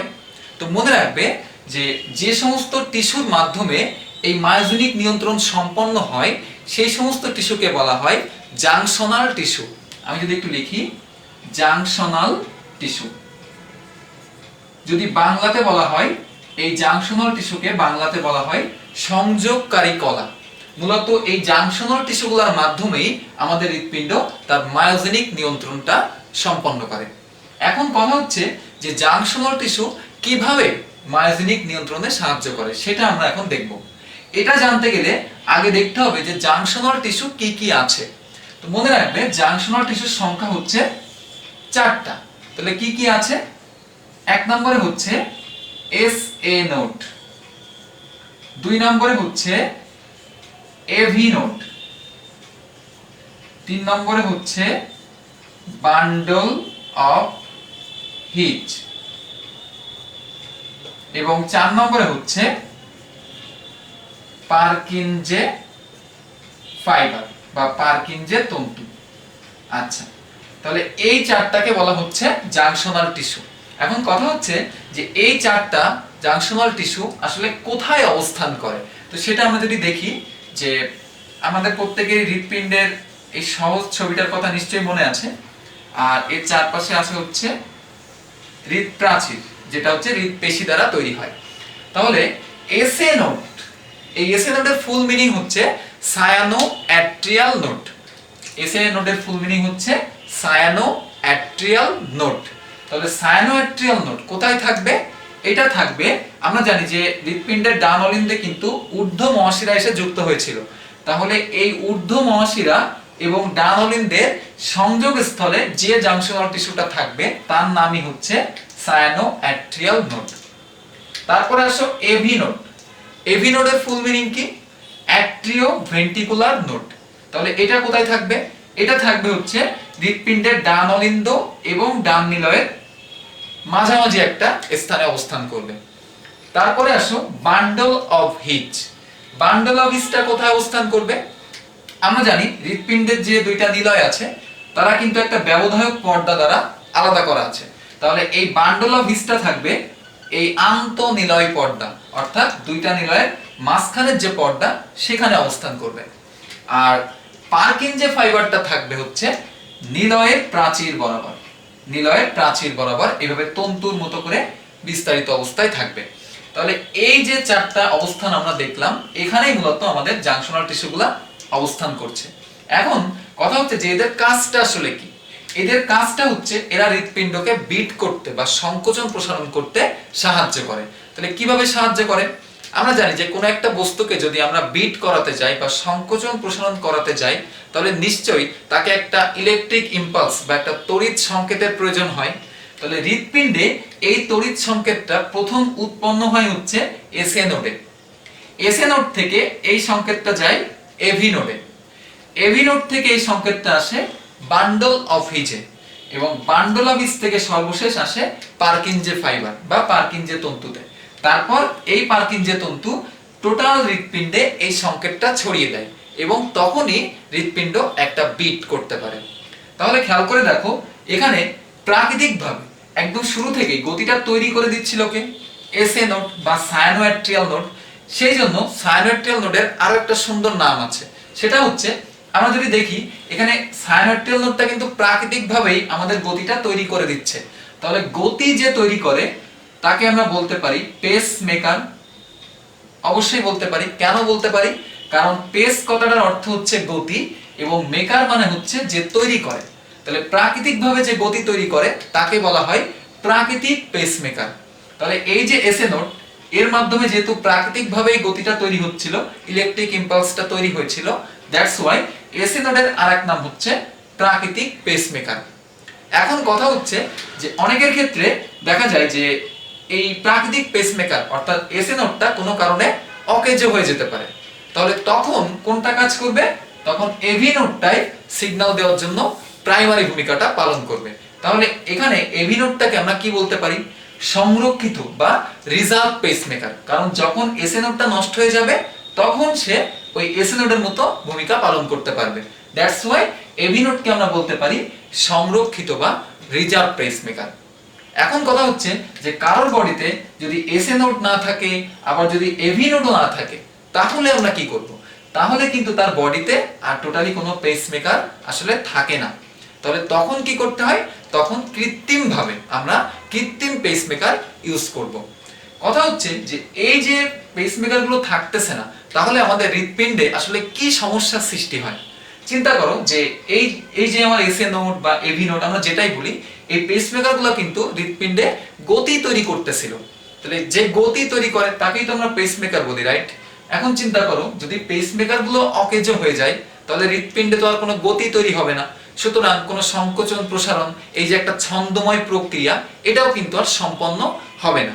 তাহলে ছন্দ ইংরেজি আমরা জানি, সেটা হচ্ছে রিদম। ছন্দ ইংরেজি হচ্ছে রিদম। তাহলে এই রিদম কথাটা আসছে এই যে এই বানানটা থেকে, এবং এর আগে যদি একটা এ কথাটা ইউজ করো, ল্যাটিন এ মানে হচ্ছে নাই, ল্যাটিন এ মানে হচ্ছে নাই। তাহলে রিদমের সাথে যখন এ যোগ হচ্ছে তখন সেটাকে বলা হয় এ রিদম, মানে রিদম নাই অর্থাৎ কোনো ছন্দ নাই। এবং এর জন্য যে রোগটা হবে তাকে আমরা বলতে পারি অ্যারিথমিয়া। অ্যারিথমিয়া। তাহলে এই রোগটার অর্থ কি? হৃৎপিণ্ড তার স্বাভাবিক যে ছন্দ অর্থাৎ যে গতির যে ছন্দটা সেটা সে হারিয়ে ফেলবে, এবং তখনই ওই রোগটার নাম হবে অ্যারিথমিয়া। এবং যখন অ্যারিথমিয়া রোগ হয় তখনই আমরা কৃত্রিমভাবে পেসমেকার বসানোর জন্য সাজেস্ট করি। তাহলে এই যে অ্যারিথমিয়া হবে যখন, তখন আমরা বুঝবো যে তার বডিতে আমার কোনো পেসমেকার অবস্থান করছে না বা তারা কোনো ইলেকট্রিক সিগন্যাল পাঠাতে পারছে না। দ্যাটস ওয়াই আমার ছন্দ পতন হয়েছে, স্বাভাবিক হার্টের ছন্দ পতন হয়েছে। তখনই আমরা কৃত্রিম পেসমেকারকে ইউজ করতে পারবো। তাহলে এবার আরেকটু চিন্তা করো যে কৃত্রিম পেসমেকারের গঠনটা আসলে কি হবে। যখন আমরা একটা পেসমেকার তৈরি করতে যাব তখন আমাদের আসলে কি কি প্রয়োজন হবে? কৃত্রিম পেসমেকারে অবশ্যই একটা ব্যাটারি প্রয়োজন, যেই ব্যাটারিটার নাম হচ্ছে লিথিয়াম ব্যাটারি। তাহলে কৃত্রিম পেসমেকারে কোন ব্যাটারি ইউজ করা হয়? Lithium battery. আর কি থাকবে? একটা জেনারেটর থাকবে। আর কি থাকবে? লিড বা তার থাকবে, যেই তারের মাধ্যমে মূলত ওই যে ইলেকট্রিক ইম্পালসটা এখানে বা এখানে এসে ঢুকে যাবে এবং সেখানে একটা তড়িৎ উদ্দীপনা সৃষ্টি করবে। এখন কথা হচ্ছে যে এই কৃত্রিম পেসমেকারের তারের সংখ্যার উপর ভিত্তি করে আমরা কৃত্রিম পেসমেকারকে 3 ভাগে ভাগ করতে পারি। যদি তারের সংখ্যা একটা হয় তখন তাকে বলা হয় এক প্রকোষ্ঠী পেসমেকার। যদি তারের সংখ্যা 2টা হয় তাহলে তাকে বলে 2 প্রকোষ্ঠী পেসমেকার। এবং যদি তারের সংখ্যা 3টা হয় তখন তাকে বলা হয় 3 প্রকোষ্ঠী পেসমেকার। তাহলে আমরা এখান থেকে একটু সহজে বোঝার চেষ্টা করব যে কৃত্রিম পেসমেকারগুলো আসলে কিভাবে স্থাপন করা হয়। তাহলে এটা যদি আমরা একটু ডিটেইলসে দেখি,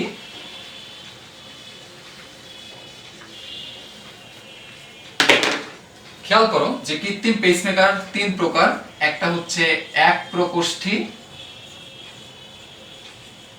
একটা হচ্ছে 2 প্রকোষ্ঠী,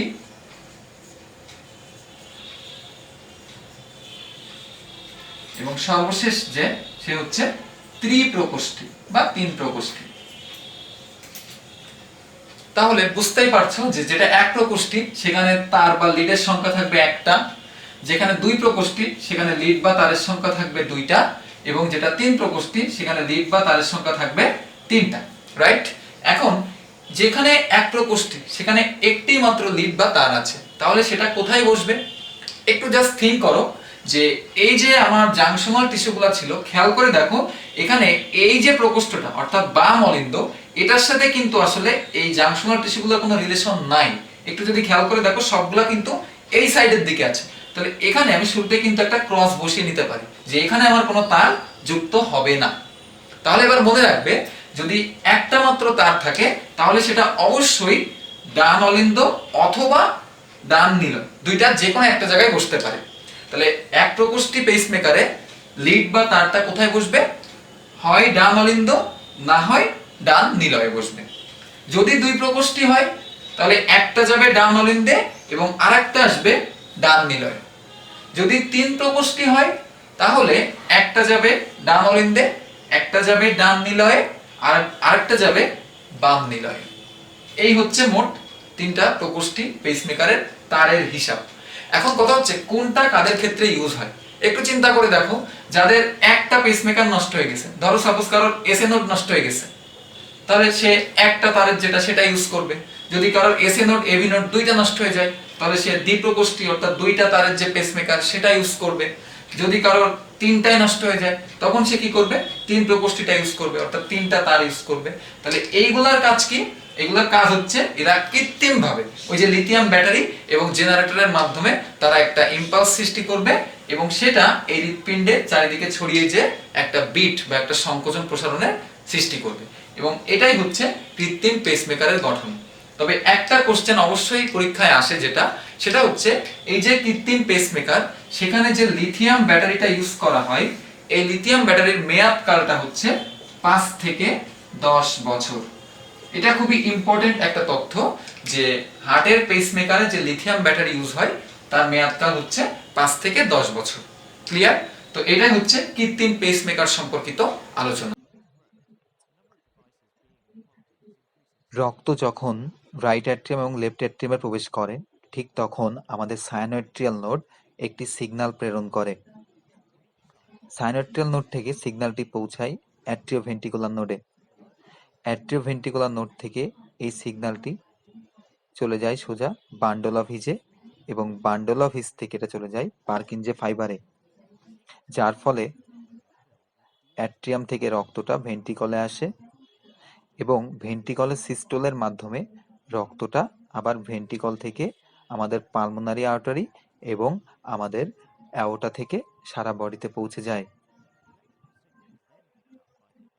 কিন্তু কোনো একটা কারণে যদি কারোর এই সাইনোয়াট্রিয়াল নোড বা অ্যাট্রিওভেন্ট্রিকুলার নোড কাজ করা বন্ধ করে দেয়, তখন কিন্তু হৃৎপিণ্ড স্বাভাবিকভাবে কাজ করতে পারে না, তখন তার ছন্দপতন ঘটে এবং এই সময় আমরা পেসমেকার ব্যবহার করি। পেসমেকারে যে তারগুলো ব্যবহার করা হয় তাকে বলে ইলেকট্রোড বা লিড। তো এই ইলেকট্রোড বা লিডের সংখ্যার উপর ভিত্তি করে পেসমেকারকে 3 ভাগে ভাগ করা হয়। যদি দুইটা তার ইউজ করা হয় তখন তাকে বলে দুই প্রকোষ্ঠী পেসমেকার। যদি শুধুমাত্র একটাই তার ইউজ করা হয় তখন তাকে বলে এক প্রকোষ্ঠী পেসমেকার। কিন্তু যাদের আসলে কোনো প্রকোষ্ঠেই ঠিকমতো উদ্দীপনা যাচ্ছে না তাদেরকে 3 প্রকোষ্ঠী তার ব্যবহারের পরামর্শ দেওয়া হয়, অর্থাৎ তখন এক্সট্রা আরো একটি তার অ্যাড করা হয়, এবং এই ধরনের পেসমেকারকে ত্রিপ্রকোষ্ঠী পেসমেকারও বলা হয়। পেসমেকারের কারণে সেখানে পুনরায় আবার নতুন করে হৃদস্পন্দন সৃষ্টি হওয়ার সূচনা ঘটে। এভাবে একটি পেসমেকার কাজ করে।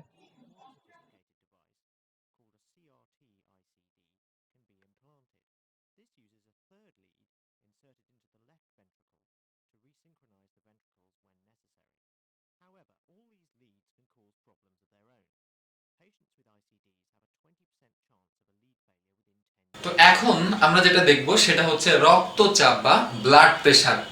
আমরা জানি যে কোনো একটা তরল যখন একটা জায়গা দিয়ে প্রবাহিত হয় তখন কিন্তু তার একটা নিজস্ব চাপ থাকে, একটা নির্দিষ্ট প্রেশার থাকে। তাহলে আমাদের রক্তেরও কিন্তু সেরকম একটা প্রেশার আছে যেটাকে আমরা বলি যে রক্তচাপ বা ব্লাড প্রেশার। তো মনে রাখতে হবে যে ব্লাড প্রেশার এটা মূলত আমরা এটাকে দুইটা ভাগে ভাগ করে নিতে পারি বোঝার সুবিধার্থে, একটাকে বলা হয় সিস্টোলিক প্রেসার এবং আরেকটা অংশকে বলা হয় ডায়াস্টোলিক প্রেসার। ডায়াস্টোলিক প্রেসার মনে রাখতে হবে যে সিস্টোলিক প্রেসারটার আদর্শ মান হচ্ছে 120 মিলিমিটার এইচজি এবং ডায়াস্টোলিক প্রেসারটার মান হচ্ছে 80 মিলিমিটার এইচজি। এই মানটাকে আদর্শ মান ধরা হয়। সেই জন্য তোমরা খেয়াল করে দেখবে যখন আমরা বলি যে ব্লাড প্রেসার কত, তখন এরকম একটা মান আমাদের সামনে চলে আসে 120/80। এই কথার অর্থ কি? এই কথার অর্থ হচ্ছে যে তার সিস্টোলিক প্রেসার হচ্ছে 120 এবং তার ডায়াস্টোলিক প্রেসারটা হচ্ছে 80। ক্লিয়ার? আচ্ছা, এখন কথা হচ্ছে যে ব্লাড প্রেসার তো সব সময় সমান থাকবে না। এখন কথা হচ্ছে যে ব্লাড প্রেসারটা তো সব সময় সমান থাকবে না, তাহলে ব্লাড প্রেসার তো কোনো সময় কমে যেতে পারে। তাহলে একটা জিনিস, সেটা কমে যাওয়া যেমন প্রবলেম, সেটা বেড়ে যাওয়াটাও অনেকটা প্রবলেম। তাহলে এই যে ব্লাড প্রেসারটা কমে যাচ্ছে বা বেড়ে যাচ্ছে, এটা কিন্তু আমাদের বডি বুঝতে পারে। তাহলে যেভাবে বুঝতে পারে আমরা এখন সেটা একটু দেখি যে ব্লাড প্রেসার কম বা বেশি হলে আসলে কি ব্যবস্থা নেওয়া হয় বডির থেকে। তাহলে মনে করো যে কারোর ব্লাড প্রেসার কমে গেছে, কারোর ব্লাড প্রেসার স্বাভাবিকের চেয়ে কমে গেছে। তাহলে এই ব্লাড প্রেসার যখন কমে যাচ্ছে, তখন নিশ্চয়ই আমাদের বডির একটা পার্ট ওই জিনিসটাকে বুঝতে পারতেছে। তো যে জিনিসটা এই প্রেসারের পার্থক্যটা বুঝতে পারে, অর্থাৎ চাপের পার্থক্যটাকে বুঝতে পারে, তাদেরকে আমরা বলি ব্যারো রিসেপ্টর। তাহলে কি বলবো? যে সমস্ত রিসেপ্টরগুলা চাপের পার্থক্যটাকে বুঝতে পারে তাদেরকে আমরা বলি ব্যারো রিসেপ্টর। এখন জানতে হবে যে ব্যারো রিসেপ্টরটা আসলে কোথায় কোথায় অবস্থান করে। আমরা জানি যে আমাদের যে লেফট ভেন্ট্রিকলটা ছিল, এখান থেকে কিন্তু আমাদের অ্যাওর্টা উৎপন্ন হয়েছিল, রাইট? অ্যাওর্টা বা মহাধমনী। এই অ্যাওর্টা আসলে তিন ধরনের পার্টস দেখা যায়। এটা হচ্ছে অ্যাসেন্ডিং অ্যাওর্টা, এটা হচ্ছে ডিসেন্ডিং অ্যাওর্টা এবং মাঝখানের এই অংশটার নাম হচ্ছে আর্চ অফ অ্যাওর্টা বা অ্যাওর্টিক আর্চ। তো এই যে ব্যারোরিসেপ্টরগুলা, এইগুলা এই অ্যাওর্টিক আর্চে অবস্থান করে। পাশাপাশি এই ব্যারোরিসেপ্টরটা আরো একটা জায়গায় থাকতে পারে। এই আর্চ অফ দ্য অ্যাওর্টায় তিনটা ব্রাঞ্চ থাকে, অর্থাৎ তিনটা শাখা থাকে। এর মধ্যে একটা শাখার নাম হচ্ছে ক্যারোটিড শাখা, একটা শাখার নাম হচ্ছে ক্যারোটিড শাখা এবং এই ক্যারোটিড শাখার মাঝখানে একটা সাইনাস থাকে, যে সাইনাসটার নাম হচ্ছে ক্যারোটিড সাইনাস। তাহলে এই অ্যাওর্টিক আর্চ এবং এই ক্যারোটিড সাইনাস, এই দুটো জায়গায় অবস্থান করে হচ্ছে ব্যারো রিসেপ্টর, যারা প্রেসারের পার্থক্য, অর্থাৎ ব্লাড প্রেসার কম না বেশি সেটাকে বুঝতে পারে। তাহলে চিন্তা করো, যাদের ব্লাড প্রেসার একটু কমে গেছে নরমালের চেয়ে, তখন কি হবে? এই ব্যারো রিসেপ্টরটা তখন উদ্দীপ্ত হবে বা উদ্দীপিত হবে। তখন কি হবে? এই ব্যারোরিসেপ্টরটা সেই সিগন্যালটাকে কোথায় পাঠিয়ে দিবে? আমাদের মস্তিষ্কের যে মেডুলা আছে, মেডুলার কাছে পাঠিয়ে দিবে যে ব্লাড প্রেসারটা কমে গেছে, সেটাকে আবার নরমাল অবস্থায় ফেরত আনতে হবে। তখন এই মেডুলা কি করে? ও দুইটা জিনিসের উপরে কাজ করে। একটা হচ্ছে ও আমাদের হার্টের উপরে কাজ করে এবং আমাদের ব্লাড ভেসেল বা রক্ত কণিকার উপর কাজ করে। তাহলে কি কাজ করে? ও তখন হার্টকে নির্দেশ দেয় যে তুমি তোমার যে হার্ট রেট আছে, অর্থাৎ আমরা যে কার্ডিয়াক চক্রের যেটা পড়লাম হৃদগতির হার, সেটাকে বৃদ্ধি করে দেয়। ফলে হার্ট আগে যে গতিতে বিট করছিল এখন তার চেয়ে বেশি গতিতে বিট করে।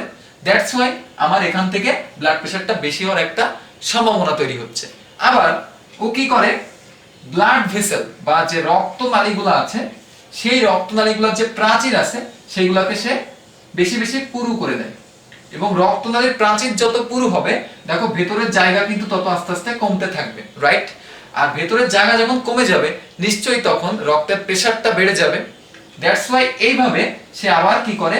আমাদের যে ব্লাড প্রেসার সেটাকে আবার বাড়িয়ে আগের মতো নরমাল করে দেয়।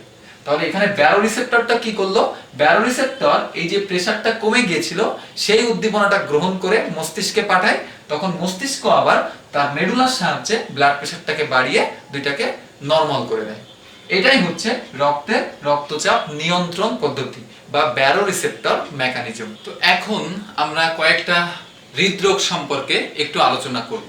তাহলে প্রথমে আমাদের যে হৃদরোগটা নিয়ে জানতে হবে সেটা হচ্ছে অ্যানজাইনা, যেটাকে মেডিকেল টার্মে বলা হয় অ্যানজাইনা পেক্টোরিস। পেক্টোরিস কথাটা আসছে পেক্টোরাল থেকে, পেক্টোরাল মানে হচ্ছে বক্ষ অঞ্চল, আর অ্যানজাইনা মানে হচ্ছে ব্যথা। তাহলে বক্ষ অঞ্চলে যে ব্যথা বা বুকে ব্যথা সেটাকেই বলা হচ্ছে অ্যানজাইনা পেক্টোরিস। তাহলে জানতে হবে যে অ্যানজাইনা পেক্টোরিস বা অ্যানজাইনা এটা আসলে কিভাবে হয়। আমরা জানি যে আমাদের হার্টে বা হৃৎপিণ্ডে রক্ত সরবরাহ করে যে ধমনীটা, অর্থাৎ অক্সিজেনযুক্ত রক্ত সরবরাহ করে যে ধমনী, সেই ধমনীকে বলা হয় করোনারি ধমনী। কিন্তু দেখা যায় যে যারা অতিরিক্ত পরিমাণ চর্বি বা কোলেস্টেরল জাতীয় খাবার বেশি খায় তাদের ক্ষেত্রে কি হয়, এই ধমনীর ভিতরে এরকম প্লাগ জমতে শুরু করে, এরকম প্লাগ জমতে শুরু করে। তাহলে সিম্পল একটা জিনিস চিন্তা করো, প্লাগ জমার আগে এর ভিতর দিয়ে যে পরিমাণ অক্সিজেন ফ্লো হতো, এখন এই প্লাগ জমার কারণে নিশ্চয়ই অক্সিজেনের ফ্লোটা কমে যাবে। এবং আমরা জানি যে অক্সিজেনের উপস্থিতি এবং অনুপস্থিতির উপর ভিত্তি করে আমরা শ্বসনকে দুই ভাগে ভাগ করতে পারি, একটা হচ্ছে সবাত শ্বসন এবং আরেকটা হচ্ছে অবাত শ্বসন। তাহলে বুঝতেই পারছো যে যেহেতু এখানে অক্সিজেন কম যাবে, সেহেতু নিশ্চয়ই তখন আর সবাত শ্বসনটা হবে না, তখন হবে হচ্ছে অবাত শ্বসন। এবং অবাত শ্বসনের মাধ্যমে একটা অ্যাসিড তৈরি হবে, যে অ্যাসিডটার নাম হচ্ছে ল্যাকটিক অ্যাসিড। এবার এই ল্যাকটিক অ্যাসিডটা কি হবে, আমরা জানি যে করোনারি ধমনীটা কোথায় সাপ্লাই করে, এটা আমাদের যে হৃৎপিণ্ডের চারপাশে যে হৃৎপেশি আছে এই হৃৎপেশিগুলোতে সাপ্লাই করে। তাহলে তখন ওই হৃৎপেশিগুলোয় কি জমা হবে, ল্যাকটিক অ্যাসিড জমা হবে, এবং এই ল্যাকটিক অ্যাসিড সেখানে একটা প্রদাহ বা একটা ব্যথার সৃষ্টি করবে। এই রোগটার নামই হচ্ছে অ্যানজাইনা পেক্টোরিস বা বুকে ব্যথা। এখন মনে রাখতে হবে যে এই অ্যানজাইনাকে বলা হয় হার্ট অ্যাটাকের পূর্ব অবস্থা, অর্থাৎ কারো যদি হার্ট অ্যাটাক হয় তাহলে তার পূর্ব অবস্থাটার নামই হচ্ছে অ্যানজাইনা। আর অ্যানজাইনার এই ব্যথাটা প্রায় 5 থেকে 30 মিনিট পর্যন্ত স্থায়ী হতে পারে। এবার চিন্তা করো যে কারোর অ্যানজাইনার পরিমাণটা খুব বেড়ে গেল, কারোর অ্যানজাইনার পরিমাণটা খুব বেড়ে গেল, অর্থাৎ এত পরিমাণ প্লাগ জমছে যে আসলে ব্লাড যাওয়ার আর কোনো জায়গাই নাই। তাহলে কি টোটাল জিনিসটা ব্লক হয়ে গেল, ফলে আর কোনোভাবেই অক্সিজেন যেতে পারছে না। তাহলে এবার কি হবে, এই যে করোনারি ধমনীটা যে হৃৎপেশিতে তোমার রক্তটা সাপ্লাই দিত, তাহলে সেই হৃৎপেশিগুলো কিন্তু আর অক্সিজেন পাচ্ছে না, তাহলে তারা কিন্তু কাজ করা বন্ধ করে দিবে, রাইট। তাহলে এই যে অবস্থায় এই হৃৎপেশিগুলো নিশ্চয়ই মারা যাবে। তাহলে এই যে হৃৎপেশিগুলো মারা যাওয়ার ফলে হার্টের যে অবস্থাটা সৃষ্টি হয় সেটাকে বলা হয় মায়োকার্ডিয়াল ইনফার্কশন। মায়োকার্ডিয়াল ইনফার্কশন এটা হচ্ছে একটা মেডিকেলীয় টার্ম, যেটাকেই আমরা বাংলাতে বলে থাকি হার্ট অ্যাটাক। তাহলে এই মায়োকার্ডিয়াল ইনফার্কশন কথাটার অর্থ কি, আমরা জানি যে আমাদের হার্টের যে হৃৎপেশি আছে তার যে মাঝখানের যে স্তর মায়োকার্ডিয়াম, এই মায়োকার্ডিয়ামটাই মূলত সংকোচন প্রসারণে সাহায্য করে। কিন্তু যদি ওই মায়োকার্ডিয়ামে অক্সিজেনযুক্ত রক্ত না পৌঁছায় তাহলে কি হয়, ওই মায়োকার্ডিয়ামের অংশটা ধীরে ধীরে ধীরে ধীরে অকেজো হয়ে যায়, অর্থাৎ অক্সিজেনের অভাবে ওই অংশটা ধীরে ধীরে মারা যেতে শুরু করে। তাহলে এই যে জিনিসটা এটাকে বলা হয় ইনফার্কশন, এবং যে পেশিটা ক্ষতিগ্রস্ত হয় তার নাম হচ্ছে মায়োকার্ডিয়াম। দ্যাটস ওয়াই এই টার্মটার নাম হয় মায়োকার্ডিয়াল ইনফার্কশন, অর্থাৎ অক্সিজেনের অভাবে দম বন্ধ হওয়া, এবং এই অবস্থাটাকে বাংলাতে বলা হয় হার্ট অ্যাটাক। এবার আসো যে হার্ট ফেলিওর কি জিনিস। হার্টের কাজ কি, হার্টের কাজ হচ্ছে সারা বডিতে অক্সিজেন যুক্ত রক্ত সাপ্লাই করবে এবং সারা বডির যত কার্বন ডাইঅক্সাইড যুক্ত রক্ত আছে সেগুলোকে বহন করে আবার হৃৎপিণ্ডে নিয়ে আসবে, রাইট। এখন হার্ট সেটা যে কোনো কারণেই হোক, সে যদি এই রক্তটা সরবরাহ করতে ব্যর্থ হয় তখনই আমরা তাকে বলবো হার্ট ফেলিওর। তাহলে হার্ট ফেলিওর কি, হার্ট যদি দেহের চাহিদা অনুযায়ী রক্তটা সরবরাহ করতে ব্যর্থ হয়, সেটা যে কোনো কারণে হতে পারে, হার্ট অ্যাটাকের কারণে হতে পারে, অ্যানজাইনার কারণে হতে পারে, কোনো নালী ক্ষতিগ্রস্ত হওয়ার ফলে হতে পারে, হার্ট নিজস্বভাবে ক্ষতিগ্রস্ত হওয়ার কারণেও হতে পারে। মুদ্রা কথা হচ্ছে যে হার্ট যদি দেহের চাহিদা অনুযায়ী রক্ত সরবরাহ করতে ব্যর্থ হয় তখনই সেই রোগটাকে বলা হবে হার্ট ফেলিওর। তাহলে আমরা কিন্তু একটা জিনিস দেখলাম যে অ্যানজাইনা, হার্ট অ্যাটাক এবং হার্ট ফেলিওর তিনটা আসলে কিন্তু তিন রকম জিনিস।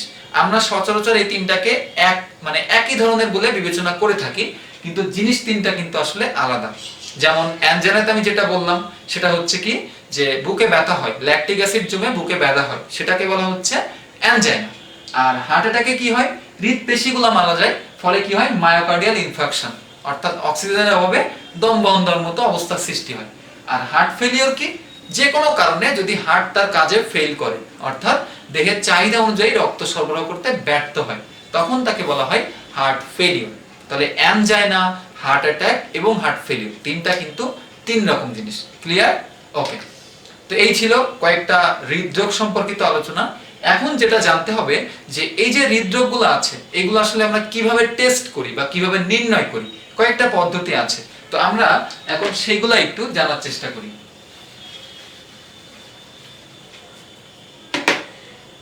প্রথমে যে পদ্ধতিটা আছে তার নাম হচ্ছে ইসিজি, যার ফুল মিনিং হচ্ছে ইলেকট্রোকার্ডিওগ্রাম। তো এই যে ইসিজি, এর মাধ্যমে কি টেস্ট করা হয়? ইসিজির মাধ্যমে টেস্ট করা হয়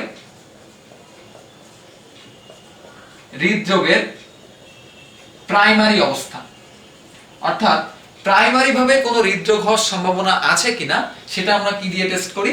ইসিজি দিয়ে। এবার হৃৎপিণ্ডের সার্বিক অবস্থা বোঝার জন্য তখন কিন্তু আর ইসিজি দিয়ে কোনো কাজ হয় না।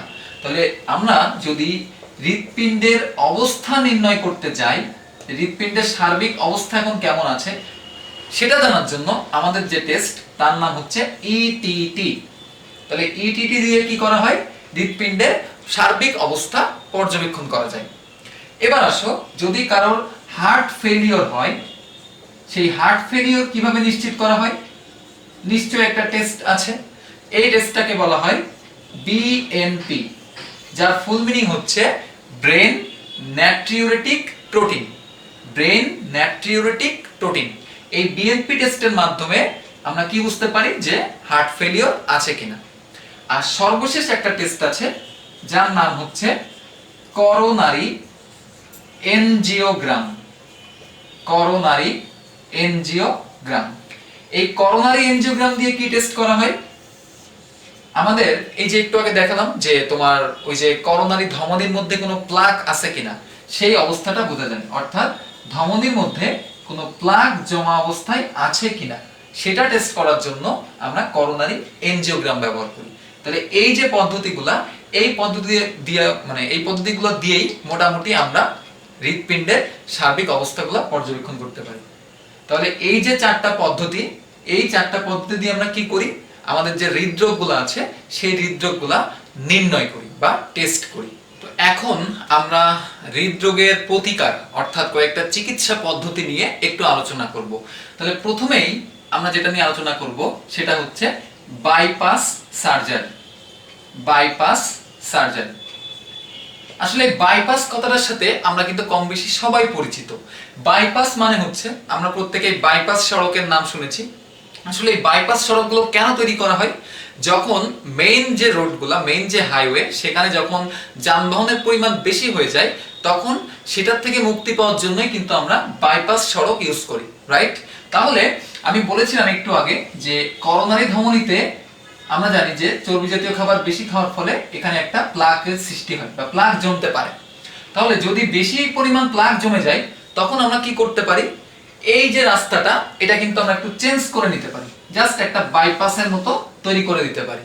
তাহলে এই ক্ষেত্রে কি করা হয়? আমাদের পায়ে একটা শিরা আছে, যে শিরাটার নাম হচ্ছে স্যাফেনাস শিরা। শিরাটার নাম হচ্ছে স্যাফেনাস শিরা। পায়ের থেকে ওই স্যাফেনাস শিরাটা কেটে এনে জাস্ট হার্টের এই যে করোনারি ধমনীটা ছিল ওইটার পাশ দিয়ে এরকম করে নতুন এই শিরাটা লাগিয়ে দেওয়া হয়, যার ফলে কি হয়? রক্তটা এই পাশ দিয়ে না গিয়ে সোজা এরকম করে চলে যায়। তাহলে এটা অনেকটা কিসের মতো হলো? বাইপাসের মতো হলো। দ্যাটস ওয়াই এই সার্জারিটার নাম হচ্ছে বাইপাস সার্জারি। আবার আমরা আরো একভাবে আরেকটা চিকিৎসা পদ্ধতি দেখে ফেলি, যেটার নাম হচ্ছে open heart surgery. Open heart surgery. এখানে নাম শুনে কিন্তু বোঝা যাচ্ছে যে ওপেন হার্ট সার্জারি, অর্থাৎ সরাসরি হৃৎপিণ্ডে যদি অস্ত্রোপচার করা হয় তখন সেই সার্জারিকে বলা হয় ওপেন হার্ট সার্জারি। তো এই ওপেন হার্ট সার্জারিটা তিন ভাবে হতে পারে। একটা হচ্ছে অন পাম্প, আরেকটা হচ্ছে অফ পাম্প, এবং আরেকটা হচ্ছে রোবট সহযোগী। আসলে জিনিসগুলো কি হয় আমরা একটু দেখি যে এগুলো তো মূলত আমরা ডিরেক্টলি হার্টে অর্থাৎ হৃৎপিণ্ডে কিন্তু অস্ত্রোপচার করি বা অপারেশন করি, সেটাকেই বলছি আমরা ওপেন হার্ট সার্জারি। তাহলে অন পাম্প এবং অফ পাম্প এই দুটা জিনিস আসলে কি?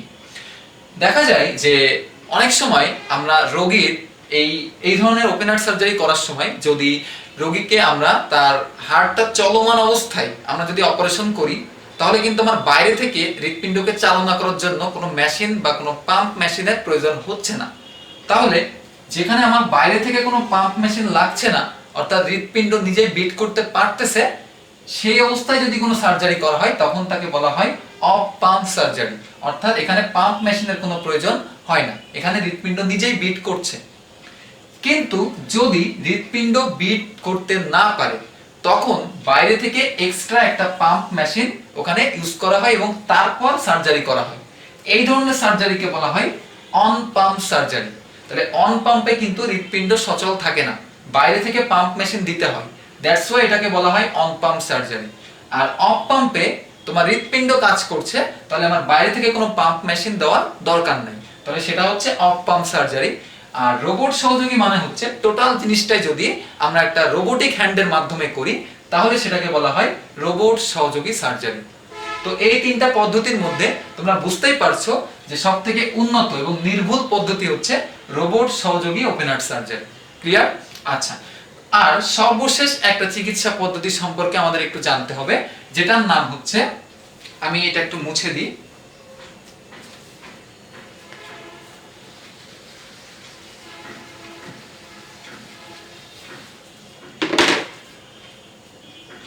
সর্বশেষ আমরা আরেকটা চিকিৎসা পদ্ধতির নাম একটু জানবো, যেটার নাম হচ্ছে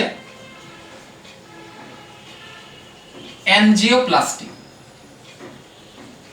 এই এনজিওপ্লাস্টির মধ্যে আসলে অনেক প্রকার আছে, যেমন balloon angioplasty, laser angioplasty, coronary atherectomy, coronary stenting, এরকম অনেক পদ্ধতি আছে। তো তার মধ্যে সবথেকে যেটা বেশি জনপ্রিয়, অর্থাৎ সবথেকে বেশি যেটা ব্যবহৃত হয়, সেটার নাম হচ্ছে করোনারি স্টেন্টিং। করোনারি স্টেন্টিং এই পদ্ধতিটাই আসলে এই এনজিওপ্লাস্টিতে সবথেকে বেশি পরিমাণ ব্যবহৃত হয়। সেই জন্য আমরা এই করোনারি স্টেন্টিং এর পদ্ধতিটা একটু সংক্ষেপে আলোচনা করার চেষ্টা করব। মনে করো যে এইটা হচ্ছে আমার করোনারি ধমনী, যেখানে হচ্ছে আমার প্লাক জমে আছে। এবার আমি কি করব, আমার বাইরে এরকম একটা খাঁচা থাকবে, যেটা বেসিক্যালি যাকে আমরা বলছি স্টেন্ট। এরকম একটা খাঁচা থাকবে, এটা আসলে এমন একটা পদার্থ দিয়ে তৈরি হয় যেটা শুধুমাত্র একবারই প্রসারিত হতে পারে। অর্থাৎ তুমি যদি একে একবার প্রসারণ করো, এটা আর কখনোই সংকুচিত হবে না, এমন এক ধরনের পদার্থ দিয়ে এই স্টেন্টটা তৈরি করা হয়। এবার এই স্টেন্টের মধ্যে একটা চুপসানো বেলুন প্রবেশ করানো হয়, তারপর এই টোটাল জিনিসটাকে এর মধ্যে প্রবেশ করে দেওয়া হয়। এই যে টোটাল জিনিসটাকে আমি এর মধ্যে প্রবেশ করিয়ে দিলাম, এর মধ্যে কিন্তু সেই চুপসানো বেলুনটা আছে। এবার ওই জিনিসটাকে আমি বাইরে থেকে কানেক্ট করলাম, করার পরে সেখানে আমি বেলুনটা যদি আস্তে আস্তে ফুলিয়ে দিই, তাহলে কি হচ্ছে দেখো তো, এই স্টেনটাও কিন্তু আস্তে আস্তে প্রসারিত হচ্ছে, এবং এই স্টেনটা প্রসারিত হতে হতে হতে এই যে তোমার চারপাশের যে প্লাগগুলো ছিল সেইগুলোকে কিন্তু সে আস্তে আস্তে বসিয়ে দিল। এবার আমি কি করব, ওই বেলুনটাকে টেনে বাইরে থেকে বের করে নিব, তাহলে স্টেনটা ভিতরে থেকে যাবে।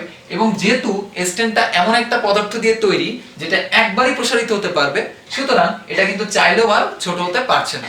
দ্যাট মিন্স আমার এই ধমনীটার যে আগে যে লুমেনটা ছিল, অর্থাৎ আগে যে ফাঁকা স্থানটা ছিল, আবার কিন্তু প্রায় সেরকমই একটা ফাঁকা স্থান তৈরি হলো। এই যে জিনিসটা দেখছো, এই যে চিকিৎসা পদ্ধতি, একে বলা হয় করোনারি স্টেন্টিং। কেন করোনারি স্টেন্টিং? কারণ এখানে স্টেন্ট ব্যবহার করা হচ্ছে। কোথায় ব্যবহার করা হচ্ছে? করোনারি ধমনীর ভেতরে অবস্থান করছে, দ্যাটস ওয়াই এই সার্জারিটার নাম হচ্ছে করোনারি স্টেন্টিং, যেটা এনজিওপ্লাস্টির অন্য সব পদ্ধতির থেকে সবথেকে বেশি ব্যবহৃত। ক্লিয়ার? ওকে, তো এটা ছিল আমাদের রক্ত এবং সঞ্চালন এই অধ্যায়ের সকল আলোচনা।